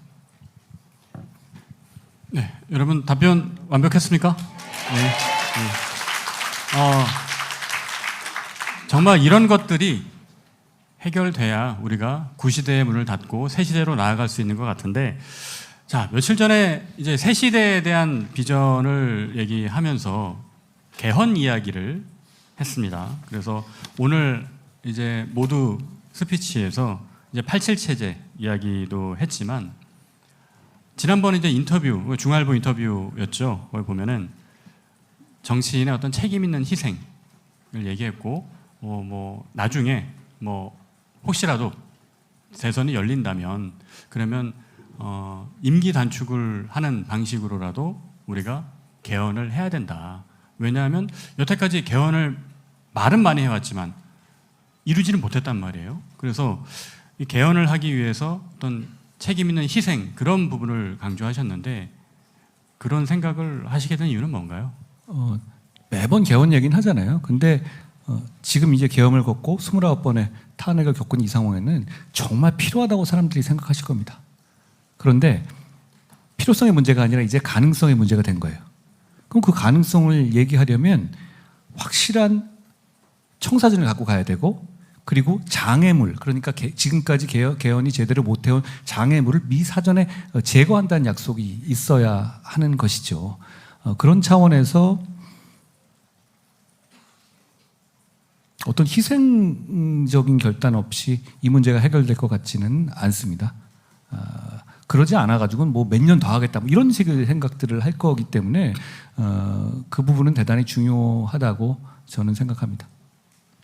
그때 이제 개헌 얘기하시면서 저는 되게 인상 깊었던 게, 보통 우리가 개헌하면 뭐 권력구조 개편, 제왕적 대통령제 이런 얘기들 많이 하는데, 대표께서 말씀하셨던 것 중에 신선했던 부분은 우리가 그것뿐만이 아니라 정말 이 시대에 필요한 여러 가지 주제들을 논의 테이블에 올려놓고 이야기를 해보자 하면서, 예를 들면 선관위 문제라든가 이중배상 금지 문제라든가 그런 것도 언급을 하셨거든요. 아까 제가 잠깐 말씀드렸지만 대부분 유신헌법이 그대로 남아 있어요. 87 체제도 아니에요, 사실. 여러 가지 사회적인 제약의 면에서는. 그러니까 제가 며칠 전에 우리 의원님들하고 같이 이 제2연평해전 관련한 연극을 같이 봤거든요. 여러분 이거 어떻게 생각하십니까? 우리를 지키기 위해서 순국하고 희생한 영웅들에 대해서 일반적으로 우리 국민들이 받는 손해배상이라든가 그런 거보다 더 줘야 됩니까? 덜 줘야 됩니까? 우리는 엄청 후려쳐서 주게 돼 있어요. 그것도 헌법에. 그게 왜 그러냐? 유신헌법 당시에는 월남전의 시대였어요. 너무 많이 사상자가 나는 겁니다. 우리나라는 가난했어요. 그걸 다 일반인 기준에 주다가는 나라가 버텨내지 못할 만한 그런 상황이었던 겁니다. 그런 특별한 상황에서 그 조항이 만들어진 겁니다. 군인들에 대해서 차별 대우를 하는 조항이죠. 그런데 여러분, 우리 그거 헌법에 남아 있습니다. 제가 당대표 때 몇 가지 개선을 했어요. 홍정기 일병 관련해서 가족의 위자료를 인정하는 법을 바꿨죠. 왜 그 가족의 위자료를 인정하는 지금 편법을 갔냐? 본인의 문제는 헌법 때문에 못 건드리는 거예요. 그리고 김한나 여사 관련해서는 우리가 영웅들을 추서계급을 하는데 연금을 줄 때는 추서계급이 아니라 원래 계급으로 줘요. 이거 이상하지 않습니까? 이걸 저희가 개선했습니다. 저는 이 부분에 대해서는 자랑스럽게 생각해요. 그런데 근본적으로는 우리 영웅들과 군에 대한 처우는 헌법적인 한계 때문에 그걸 넘어설 수가 없어요. 그거 바꿔야 합니다. 그러니까 이런 부분도 있고요. 그리고 선관위 문제도 그렇습니다. 선관위를 헌법기관화해서 독립시켜 놓은 건 잘하라는 거지 재밌게 지내라는 게 아니거든요. 자기들끼리. 근데 지금은 자기들끼리 재밌게 지내고 있어요. 감시를 받아야죠. 우리나라에 어떤 기관이 그렇게 가족 채용을 하고 가족 기업을 얘기합니까? 그건 쌍팔년도 얘기예요. 왜 그러냐? 자기들끼리 모여 있으니까 그렇고 감시되니까 그렇고 그리고 여기 의원님도 계시지만 선관위를 비판하기 되게 좀 껄쩍지근하거든요. 왜 그렇겠어요? 선관위 선거법 고발 누가 하죠? 유권 해석 누가 해요? 그러고 보니까 제가 참 용감한 것 같아요. 결국 사람의 문제가 아니라 그것도 시스템의 문제입니다. 역시 그런 것도 바꿔야 하고요. 그리고 지금 우리 자랑스러운 고동준 의원도 계시지만 AI나 반도체 같은 거 그건 헌법 차원에서 지원해야 되는 거거든요. 유신 헌법 당시에 과학 조항 가지고 어떻게 AI 시대, AX 시대를 대비합니까? 그 헌법적인 얘기들을 진지하게 논의해서 우리가 앞으로 몇십 년 쓸 체제를 만들자는 거예요. 여러분, 정치가 되게 중요합니다. 여러분들이 우리 정치인들이 너무 부족하다고 말씀하시는 거에 동감하는데 그래도 너무너무 중요합니다. 우리 모두의 삶을 엄청나게 좌우하거든요. 그러면 그 정치의 핵심은 정치의 룰을 헌법적으로 잡아주고 방향을 잡는 건 대단히 중요하고 이건 그냥 정치의 문제가 아니라 경제와 사회, 우리 일상생활의 문제이기도 합니다. 이제는 바꿔야 해요. 안 그러면 다음번에 그냥 레슬링 선수들이 바톤 터치하면서 똑같은 룰로 눈 찌르며 싸우는 걸 계속 보시게 될 거예요. 그거 계속 보시게 될 겁니까? 보실 겁니까? 새로운 시대로 가기 위해서, 시대를 바꾸기 위해서는 저는 지금 우리 모두가 결단해야 될 때다라고 생각합니다. 그리고 그 결단을 위해서는 책임 있는 사람들의 희생이 반드시 필요하다. 그런 말씀을 드리고 싶습니다.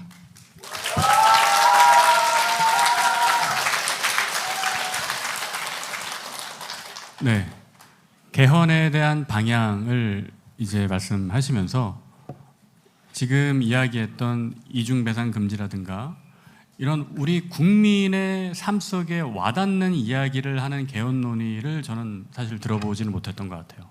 그런 면에서 상당히 좀 저는 매우 신선했고 정말 이 개헌 논의가 시작된다면 우리 국민의 일상에 영향을 미치는 것들 또 말씀하셨던 AX 시대, 미래를 준비하는 그런 청사진까지 들어가는 개헌 논의가 이루어졌으면 참 좋겠다라는 생각을 하면서 그러면서 이제 미래 비전을 한번 여쭤보고 싶은데 책에 보면은 그런 표현을 쓰셨어요.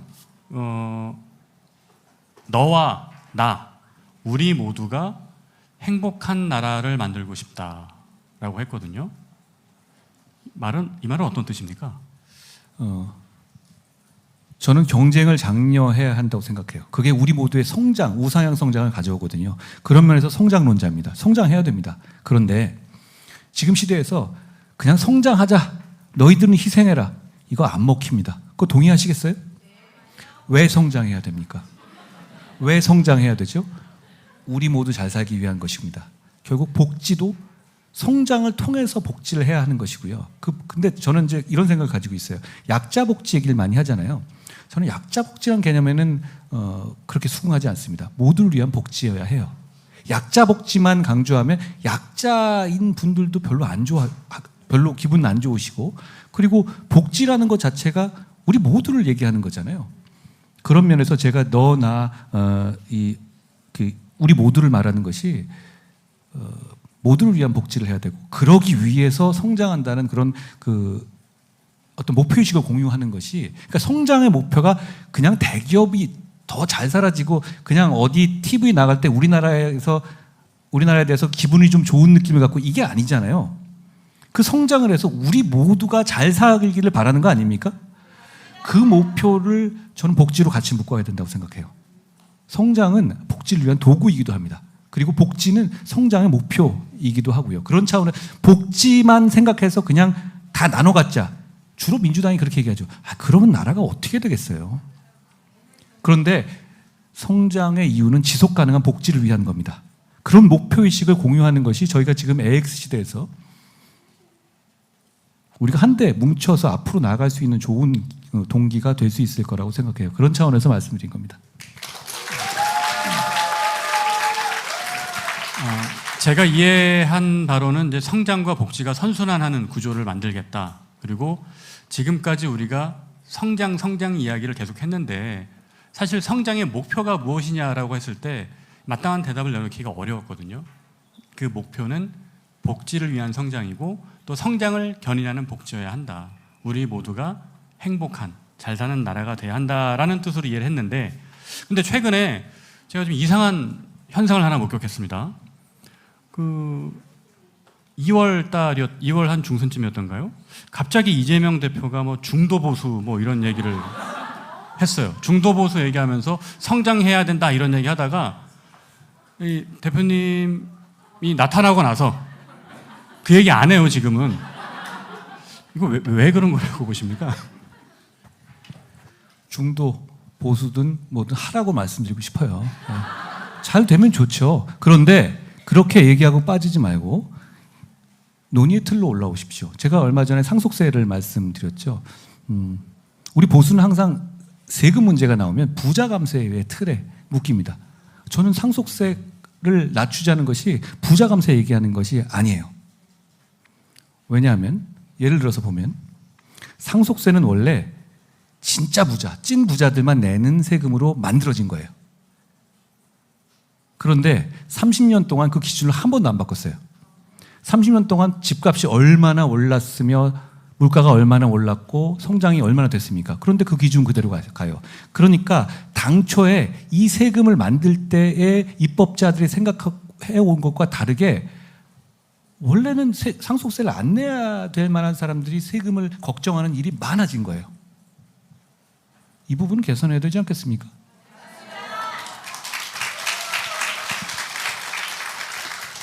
이 부분에 대해서 우리 국민의힘은 지속적인 문제를 제기해 왔어요.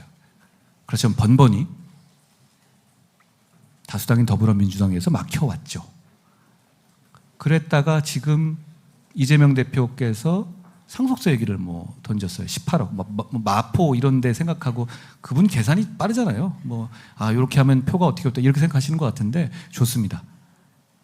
그러면 정확한 입장을 가지고 논의하고 그리고 논의해서 결론을 내버리자고 말씀드리고 싶어요. 내가 뭐다, 나는 뭐다라고 자기를 규정할 게 아니라 그냥 진심을 보이고 실천하면 되는 겁니다. 저는 그걸 그렇게 비아냥거리고 싶지는 않습니다. 중도 보수. 제가 지향하는 바입니다.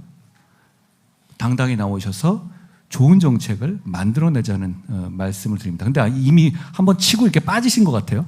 네.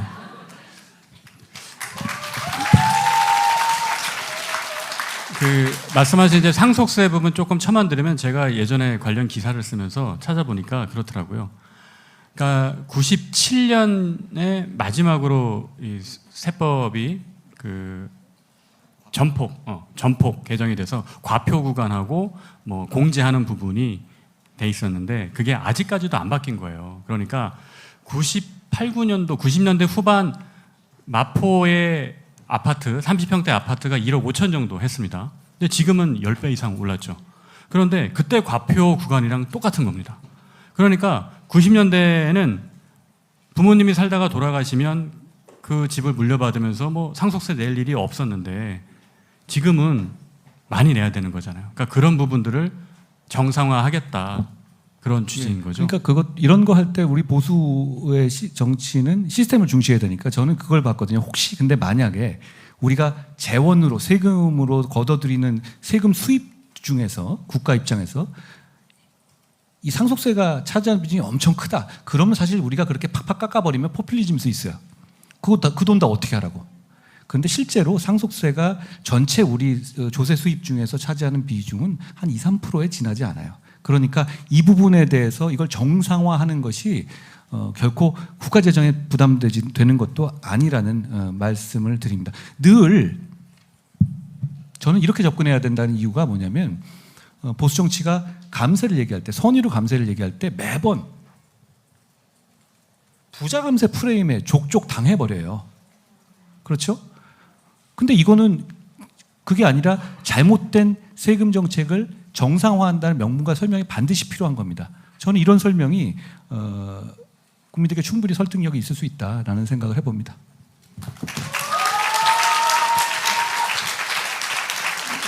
말씀하셨던 내용 중에 가장 와닿았던 것은 그 상속세의 원래 취지가 이제 진짜 부자들한테 걷는 거였다. 그러나 지난 30년 가까운 시간 동안 뭐 과표와 공제 이런 부분들을 우리가 손을 안 대다 보니까 지금은 일반 중산층들도 세금을 내야 되는 그런 상황에 처했고, 그래서 정상화라는 표현이 되게 와닿았던 것 같아요. 정상화를 해야 된다라는 말씀을 해주셨고, 그리고 앞서서 이제 복지정책 얘기해 주셨는데 아마 여러분 다 아실 거예요. 책에 보면은 되게 요즘 말로 하면 신박한 아이디어가 있어요. 한평생 복지 계좌라고 있는데, 그 한평생 복지 계좌 설명하시면서 전에 법무부 장관 계실 때 범죄 피해자 통합센터 만든 적 있으셨죠? 그 얘기 좀 잠깐 해줄 수 있으세요? 이게 한평생 복지 계좌는 이렇게 생각을 했어요. 저는 여러분 어떤 복지 혜택을 국가로부터 받고 계신지 아십니까? 그러니까 매번 불만 아닙니까? 나라가 왜 나한테 해주는 게 하나도 없어? 다 이렇게 생각하지 않습니까? 많이 해주고 있어요. 근데 우리는 받은 건 그냥 잊어버리고 0에서 항상 얘기를 하잖아요. 그런데 그러다 보면 국가가 해주는 그것도 제대로 찾아 먹지도 못합니다. 그런데 그게 굉장히 많은 곳에서 공급자 기준으로 복지를 주고 있어요. 그러니까 받는 사람이 총 어디로부터 얼마만큼 받는지를 통계를 잡고 있지가 않습니다. 그러다 보면 중간에 누수도 많고, 그리고 받는 사람 입장에서는 내가 국가로부터 너무 안 받고 있는데라고 생각하기 쉽습니다. 저는 그런 차원에서 국가로부터 받는 모든 복지 혜택을, 현금성 혜택 그리고 서비스성 혜택 모두 포함해서 하나의 계좌로 관리하는 사람 1인당, 그래서 모아놓으려는 아이디어를 말씀드린 거예요. 왜 그러냐면 지자체라든가 각각의 경우 비슷한 걸 되게 많이 합니다. 그런데 이걸 이상적으로 말한다면 통합하면 좋겠지만 그거 현실적으로 어렵습니다. 각각의 다 비즈니스가 생긴 상황에서 어려운데, 다만 받는 사람 기준에서 하나로만 모으게 되면 받는 사람 기준에서야 어디서 오든 뭔 상관입니까? 그걸 쓸 수 있게 하고, 그리고 필요한 경우에 내가 필요하지 않는 경우에는 일정한 조건 하에서 다른 복지로 전용할 수 있게 하나의 계좌로서 관리할 수 있게 하자라는 게 제 생각입니다. 제가 이 생각을 왜 하게 됐냐면, 첫째는 제가 당대표 할 때 한전에서 여름에 아주 어려운 분들 그 전기요금 깎아드리는 그런 걸 한 적이 있어요. 어렵게 했었는데 그때 130만 정도 되는 기초수급자 대상으로 깎아드렸거든요. 면제해드린 거죠. 8월, 7월 정도였습니다. 너무 더울 때였으니까요. 그런데 재원이 조금 더 있더라고요. 그래서 좀 더 넓혀보자라고 했는데 저희가 그 넓혀보는 기준을 못 잡았어요. 그런 관리를 아무도 안 하고 있습니다. 기초수급자는 쉬운데, 그렇지만 그 다음 넘어간 다음 단계는 도대체 우리 국민의 어떤 분들이 지자체 포함해서 어떤 혜택을 받고 있는지에 대해서 파악이 안 되는 겁니다. 그러니까 기초수급자 위주로 계속 가는 거예요. 왜냐하면 복지를 주는 사람 입장에서는 마음 편하잖아요. 기초수급자시니까. 그렇기 때문에 이걸 한데 묶어야 한다는 아이디어를 제가 그때 생각했고요. 그리고 법무부 장관 할 때 보면 범죄 피해자들이 있는데 각각 여가부, 법무부, 경찰, 소비자 각각의 경우에 범죄 피해자에 대한 구호센터를 다 운영하고 있어요. 그런데 그 범죄 피해자 입장에서는 각각의 경우에 가서 서로 간의 서비스가 뭔지도 모르는 상태에서 아무 데나 가서 돌아다니면서 해야 되는 거예요. 결국은 이건 한데 뭉치는 것이 소비자의 편익을 극단적으로 증대시키는 효과가 있습니다. 이 정부 영역에서도. 그래서 제가 뭘 했냐면 오프라인으로 각각의 기관들을 한 군데 모으고, 피해자가 오시면 어차피 한 건물에서 그걸 해결할 수 있잖아요. 그렇게 통합센터를 만들었거든요. 반응이 굉장히 좋았습니다. 피해자 입장에서는 법무부 서비스든 여가부 서비스든 그게 뭔 상관입니까? 좋은 서비스를 받으시면 되는 거지. 역시 이렇게 하나로 모으는 작업이 되면 저는 복지가 훨씬 더 누수도 없고 효율적이 될 수도 있다고 생각해서 이 부분을 정책으로 생각해 봤습니다.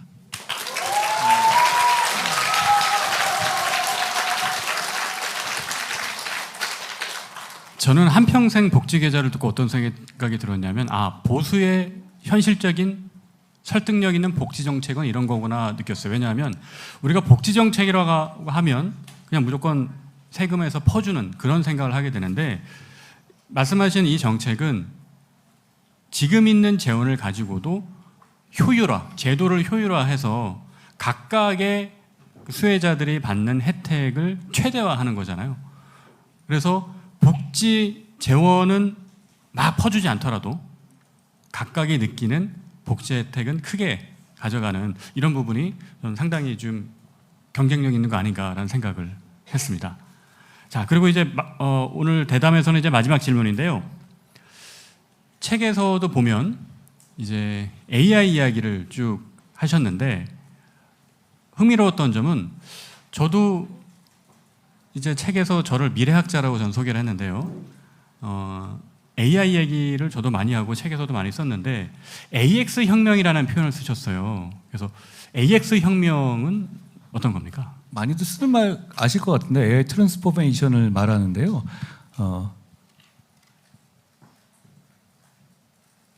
우리가 지금 여기에는 숟가락 얹어야 됩니다. 지금은 우리가 다른 것보다도 늦지 않게 AX 혁명에 AI 시대에 숟가락을 얹어야 돼요. 그러면 우리는 삽니다.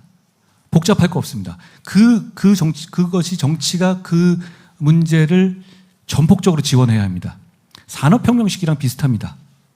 그 시기에 그냥 증기기관이 아니라 그냥 아이고 사람들 러다이트 운동 생각하면서 그냥 우리는 옛날까지 남았겠어. 그러면 어떻게 되겠습니까? 그럼 우리 미래가 없습니다. 지금은 분명히 결단해야 될 때라고 생각합니다. 그 결단에 대해서 여러분이 지지해 주십시오. 이 길은 분명히 맞거든요. 애매한 거면 이렇게 안 해도 돼요. 지금은 AI 시대에 우리가 대한민국이 올라타야 합니다. 그 과정에 대해서 정부가 그리고 정치가 움직이는 점을 지원해 주십시오. 그건 우리의 살 길입니다. 얼마 전에 이재명 대표가 제가 이 대표 얘기 잘 안 하려고 그랬는데요. 엔비디아 같은 기업을 해서 30% 얘기를 했었는데요. 그러면 엔비디아 같은 기업이 왜 여기서 나옵니까? 그렇지 않습니까? 그리고 정말 위험한 분이다라는 생각을 다시 했습니다. 그건 남미에서 독재 정권이 국유화하던 그림 아닙니까? 정반대로 가야 합니다. 이 대표가 말하는 국부펀드가 투자할 수도 있습니다. 그건 다 투자의 영역이죠. 그렇지 않습니까? AI 시대의 혁신은 혁신가들의 혁신을 지원하는 겁니다. 혁신이 성공할 경우에 30%를 갖고 오겠다라고 얘기한다? 그럼 누가 그걸 하겠어요? 우리가 AI 시대와 반도체 시대를 준비하는 데 있어서 정부 영역이 할 것은 이런 겁니다. 전력 체제를 갖추는 거예요. 지금 대만은 TSMC가 있지만 정전이 됩니다. 원자력이 없거든요. 우리 원자력 갖고 있잖아요. 전기 충분합니다. 충분합니까? 전력망이 제대로 갖춰져 있지 않아요. 그거 제대로만 갖춰도 우리는 경쟁력이 있습니다. 우리는 다른 거 할 게 아니라 GPU 구해주고 전력 준비하고 이겁니다. 나머지는 민간이 해야죠. 우리가 뭘 압니까? 우리가 아는 정도는 뭐가 필요한지를 알고 전폭적으로 지원해주고 거기에 대해서 실패를 두려워하지 않게 제반 여건을 만들어주는 게 전부입니다. 괜히 폼 잡으면서 엔비디아 얘기하면 30% 갖고 간다? 아니 그럼 그 동네 창피한 일 아닙니까? 여러분 그참에 전 이 얘기도 드리고 싶어요. 우리의 전력 정책에 있어서 저는 아리백을 폐기해야 된다고 생각해요. 다소 도발적으로 들릴지 모르겠습니다만 지금 이재명 대표나 민주당은 자꾸 풍력이니 뭐니 기후 얘기하잖아요. 우리나라에 맞지 않습니다. 우리나라는 동서로 긴 나라가 아니에요. 우리나라에 맞지 않아요. 그리고 그런 이 신재생 에너지 같은 경우는 덕커브라고 해가지고 내내 발전이 되는 게 아니라 일정한 시간에는 안 돼요. 일정한 시간에 되지 않고 그러면 결국은 그걸로 인해 가지고 제한이 되는 부분이 너무 많이 있습니다. 그리고 송전성의 문제도 만들어지지 않고 결국 저는 그러니까 지금 트럼프 시대는 결국 이런 거 아닙니까? 트럼프가 대통령이 된 이유는 뭡니까? 저는 핵심은 이거라고 봐요. 물가가 너무 높았잖아요. 그런데 우리는 신재생 에너지 아니라 있는 화석 연료 다 캐서 그걸로 에너지 가격 낮춰서 물가 잡겠다. 이 얘기가 먹힌 겁니다. 그 말에 전적으로 동의한다는 뜻이 아니라 지금 시대의 추세가 그렇다는 겁니다. 미국에서 다시 3마일스 원전, 옛날에 문제가 있었던 원전도 다시 살리고 있지 않습니까? 우리는 지금 현실 세계에 살고 있어요. 현실 세계의 세계적인 트렌드에 맞춰서 제대로 된 전력, 그러니까 AI 시대와 반도체 시대를 제대로 지원할 수 있는 전력 체제를 갖춰야 한다라는 말씀드립니다. 물론 신재생 에너지 문제는 저는 산업 차원에서는 당연히 장려해야 된다고 생각해요. 그렇지만 그 신재생 에너지의 비중을 늘려서 AI 시대와 반도체 시대를 준비한다? 그건 허황된 소리입니다. 그래서는 안 됩니다. 그래서는 우리가 이 AI 시대, AX 시대에 숟가락을 얹을 수가 없습니다. 저는 아직도 이재명 대표가 그분이 이제 아리백을 좋아하시잖아요.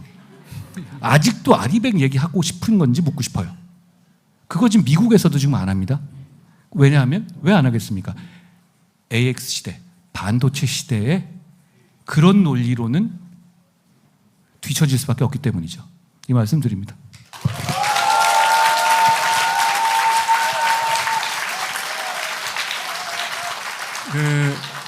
AX 시대에 대한 비전 또한 여러분 가슴속에 확 와닿았다 생각을 하고요. 오늘 약속된 시간이 100분입니다. 근데 벌써 90분이 흘렀어요. 시간이 쏜살같이 지나갔죠. 그래서 10분 동안 압축적으로 또 좋은 말씀 들어보겠습니다. 여러분 들어오실 때 이제 보드에다가 여러 질문들을 좀 써주셨는데 지금까지는 이제 주로 진지한 얘기들 많이 하셨으니까 이번에는 좀 캐주얼한 질문 드려보고 말씀 좀 들어볼게요. 제가 한번 읽고 답변을 부탁드리겠습니다. 한 대표님, 멘탈 관리는 어떻게 하시나요? 어떻게 하십니까? 저는 좀 그런 거에 좀 무던한 편인 것 같아요. 그냥 산만해서 제가 어렸을 때 이런 얘기 되게 많이 들었어요. 주의가 산만하다. 네. 주의가 산만한 편이거든요. 그러다 보니 뭐 그렇게 막 상처받고 그러지는 않는 것 같아요. 그러니까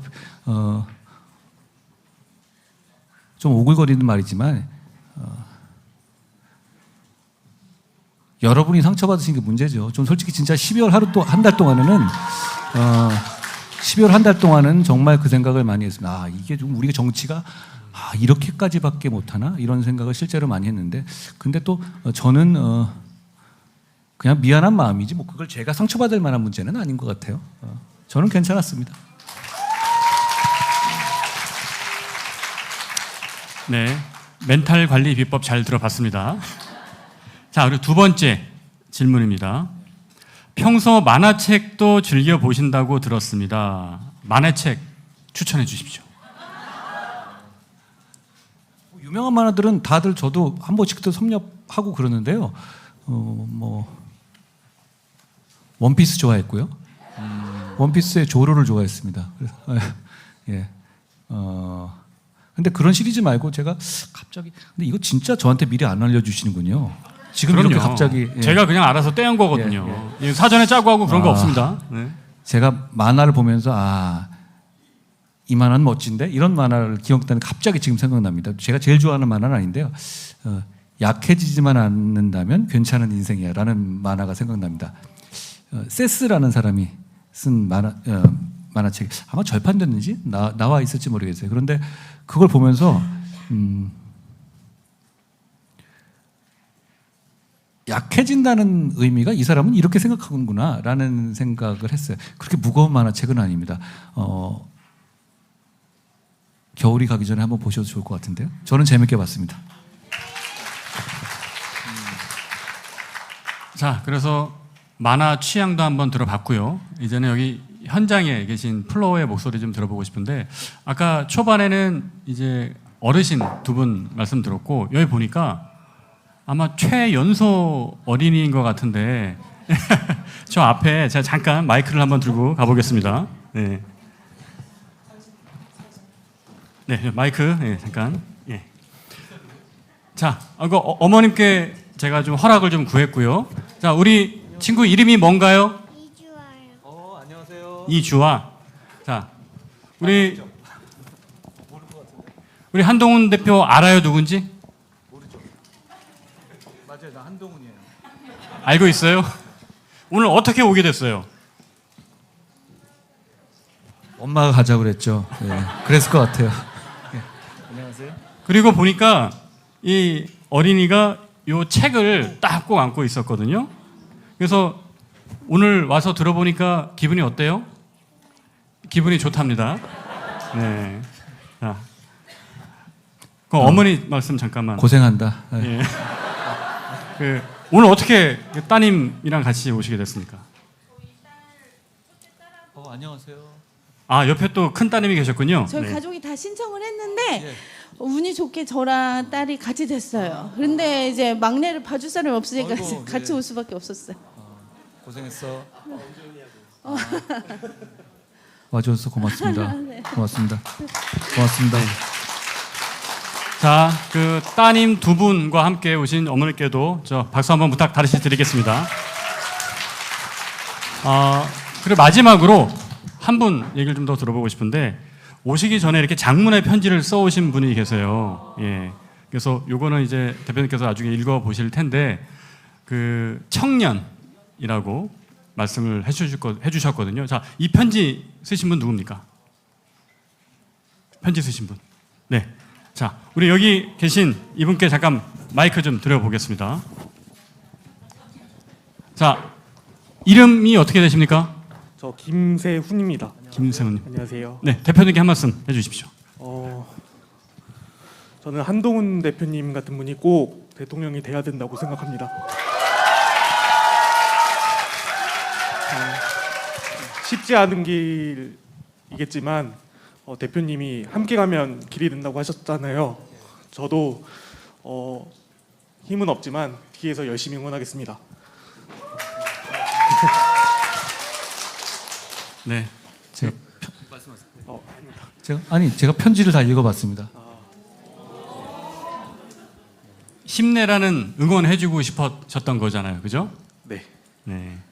지금 여러분이 힘내셔야 됩니다. 예, 저는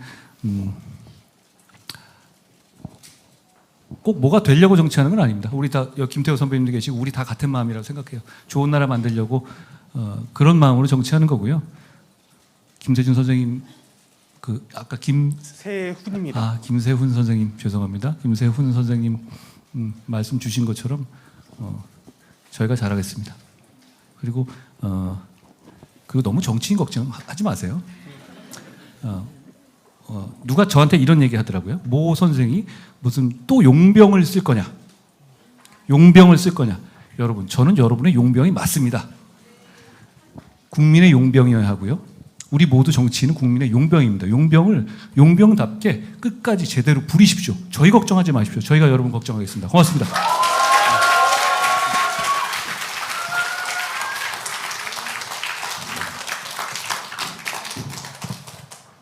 네, 어느덧 약속한 100분의 시간이 모두 끝났습니다. 아쉬운 점도 많으실 테고 또 대표님께 듣고 싶은 이야기가 더 있을 거라고 생각을 하지만 또 그런 아쉬움은 또 여운으로 남겨놓고 앞으로의 행보를 또 계속 지켜보도록 하겠습니다. 자, 마지막으로 그 대표님 한 말씀 듣고 오늘 이 행사는 마치도록 하겠습니다. 자, 뭐 혹시 마음에 드는 질문이 있으신가요? 이 중에서?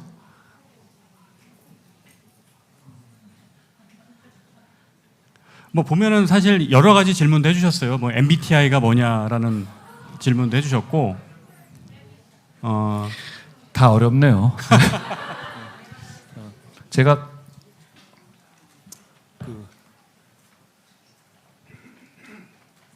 요즘에 이런 생각을 합니다. 이게 정치가 참 어렵습니다. 그 생각을 계속 더 점점점 더 하게 됩니다.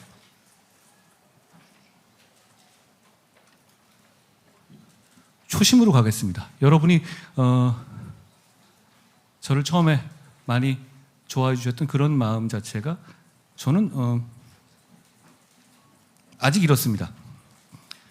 정치인으로서의 한동훈이라는 사람이 있을 거 아니에요.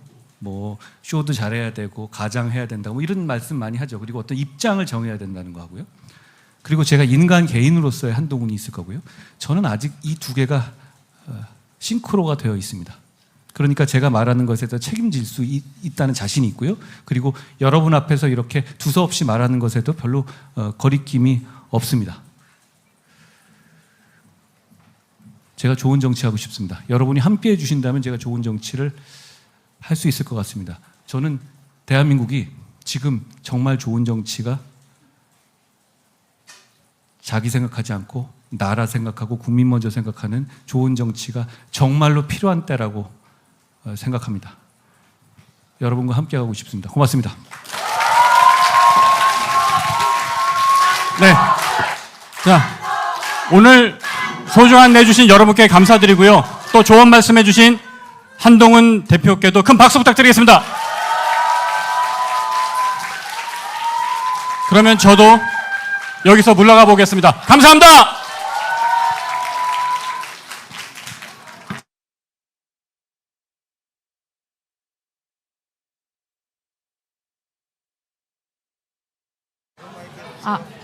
나가시는 출입구 오른쪽에서 한동훈 대표님의 책을 판매 중에 있으니 추가 구매를 원하시는 분은 현장에서 구매해 주시면 감사하겠습니다. 나가시는 출입구 오른쪽에서 한동훈 대표님의 책을 판매 중에 있으니 추가 구매를 원하시는 분은 현장에서 구매해 주시면 감사하겠습니다.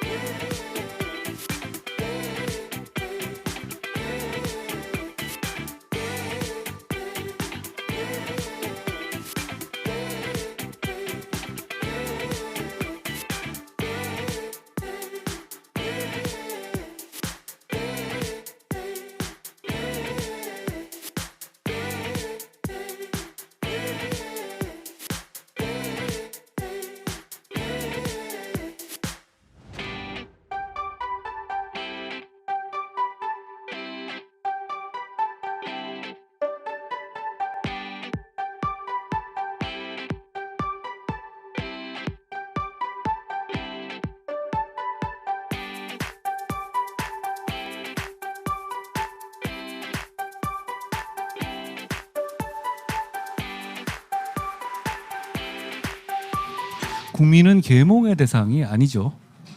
그리고 국민의힘은 계엄을 옹호하는 정당이 아니라 계엄을 저지한 정당입니다. 그렇게 말씀드립니다.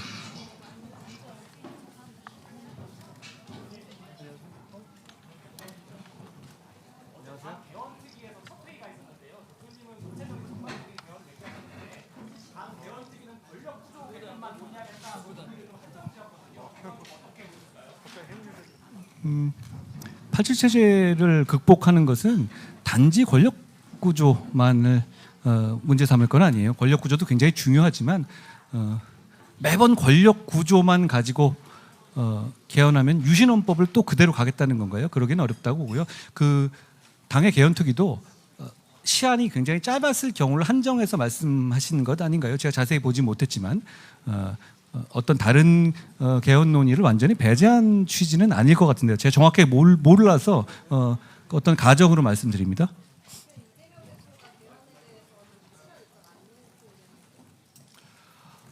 그분은 대통령직을 자기 범죄 피하는 그런 수단 같은 걸로 생각하시는 거 아닌가 생각합니다. 개헌이 필요하다는 점에 대해서 많은 국민들이 동의하실 거예요. 그런데 그 점에 대해서 그런 입장을 갖고 계신 것에 대해서는 유감스럽게 생각합니다. 뭐 그분의 입장이겠죠. 안녕하세요.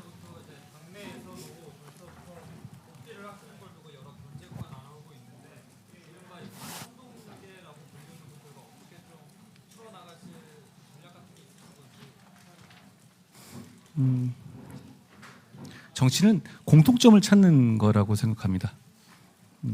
다른 생각이나 다른 점도 많이 있지만 큰 틀에서 공통점이 많아요. 우리는 위험한 세상이 오고 위험한 저는 우리 당이 모두 같은 생각이라고 생각해요. 공통점을 찾는 정치를 하겠습니다.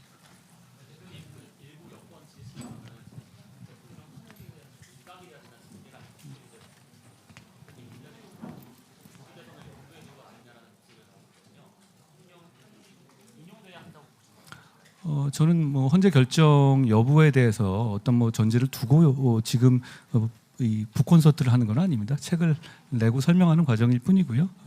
헌법재판소 결정 과정을 지켜보겠지만 헌법재판소의 결정이 대한민국의 헌법과 헌법 정신에 맞는 결정이어야 한다라고 생각합니다. 안녕하세요.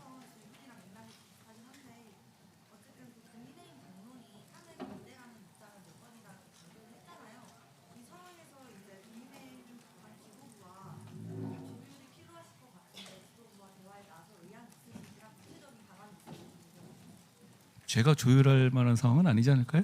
예.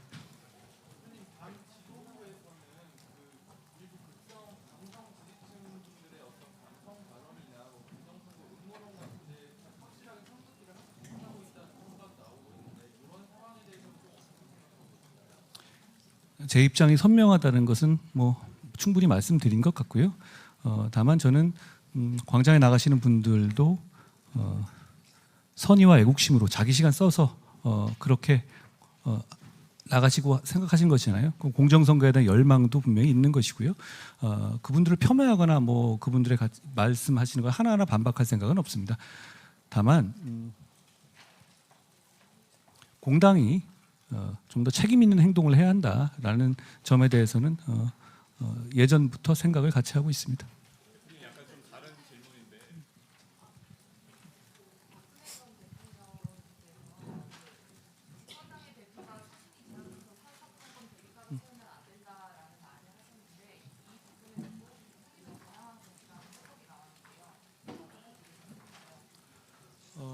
박 대통령님은 경험이 많으시고 정치적 경륜과 애국심이 뛰어나신 분입니다.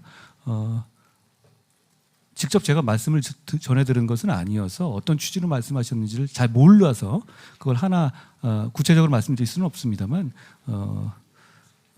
제가 뭐 잘 듣고 잘 경청하고 잘 경청하겠다 이런 말씀 정도 드리죠.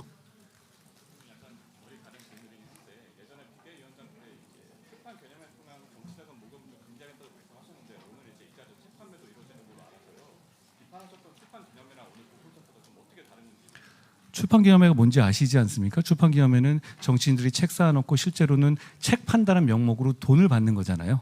그렇죠? 근데 오늘 그런 게 이루어졌습니까? 그렇지 않죠. 오늘은 그냥 일반인들을 대상으로 해서 그냥 북콘서트를 한 것이고요. 여기서 제가 정치 자금을 받는다든가 저 책을 제가 판다든가 뭐 그런 건 전혀 아니지 않습니까? 전혀 다른 얘기라고 생각해요. 그러니까 제가 말씀드린 출판기념회와 정치인들이 일반적으로 정치자금 모금의 창구로 쓰이는 그런 출판기념회하고 지금 이 북콘서트를 같이 보실 분은 없을 것 같은데요. 전혀 다르다는 것이죠. 예.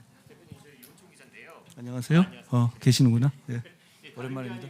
대표님께서 당에서 이제 대표직을 맡았을 때 민심의 63%가 지지를 표했는데 사실상 이제 조기 대선으로 들어갈 것으로 보이고 여러 후보들이 나왔습니다.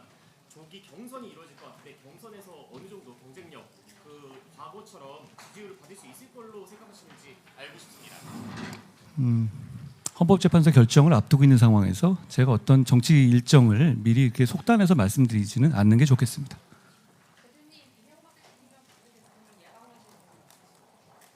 저는 많은 분들 이 경륜 있고 당을 위해서 애써주신 많은 분들을 많이 뵙고 있는데요. 저는 많은 분들을 만나고 싶다라는 말씀 정도 드리겠습니다. 당에서 지금 마은영 후보자를 임명하지 말아달라는 목소리를 좀 많이 내고 있는데 그왜 탄핵 절차적 정당성 문제도 여당에서 많이 제기하고 있잖아요. 그러니까 최상목 대행이 마은영 후보자 지금 임명해야 된다고 보시는지 아니면은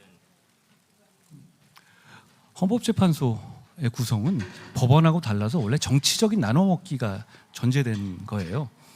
그렇긴 한데 제가 87 체제에서 서로 간의 절제가 무너졌다고 말씀드린 거하고 좀 궤가 같은데요. 예전엔 이렇게 극단적으로 하지 않았거든요. 서로 간에 어느 정도 수긍할 수 있는 사람을 제시했어요. 그러니까 기본을 지키는 그런 거였는데 어느 순간에 누가 보더라도 이 사람은 이 결론을 낼 거라는 게 누가 보더라도 내용과 관계없이 누구나 예측할 수 있는 그런 사람들이 헌법재판소의 재판관 후보로 등장하기 시작했습니다. 저는 이런 부분들이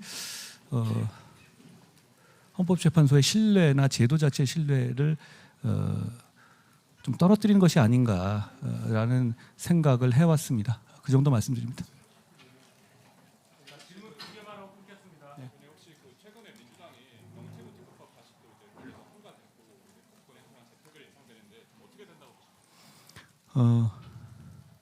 저는 명태균 씨 같은 정치 브로커 내지는 선거 여조 관련한 브로커가 활동하는 것을 단호하게 반대합니다. 그리고 그런 차원에서 제가 명태균 이 관련한 그 TF 여론조사를 개선하기 위한 TF도 당대표 때 발족한 적이 있었죠. 반드시 개선해야 될 문제입니다. 그리고 얘기되는 무슨 뭐 김영선, 김상민 공천관 데 있어서 저는 단호하게 둘 다 컷오프를 했습니다. 문제를 반드시 바로잡아야 하는 건 분명한데 민주당이 지금 국면에서 명태균 특검법을 우리 당의 정치적 이간질을 위해서 밀어넣는 것에 대해서는 저는 동의하지 않습니다. 그 정도 말씀드리죠.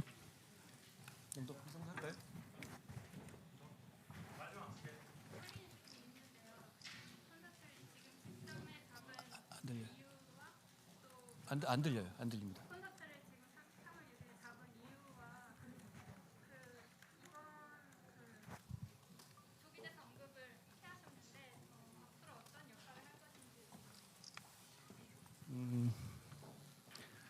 책이 나왔으니까 소개시켜드리는 북콘서트를 한 것이고요.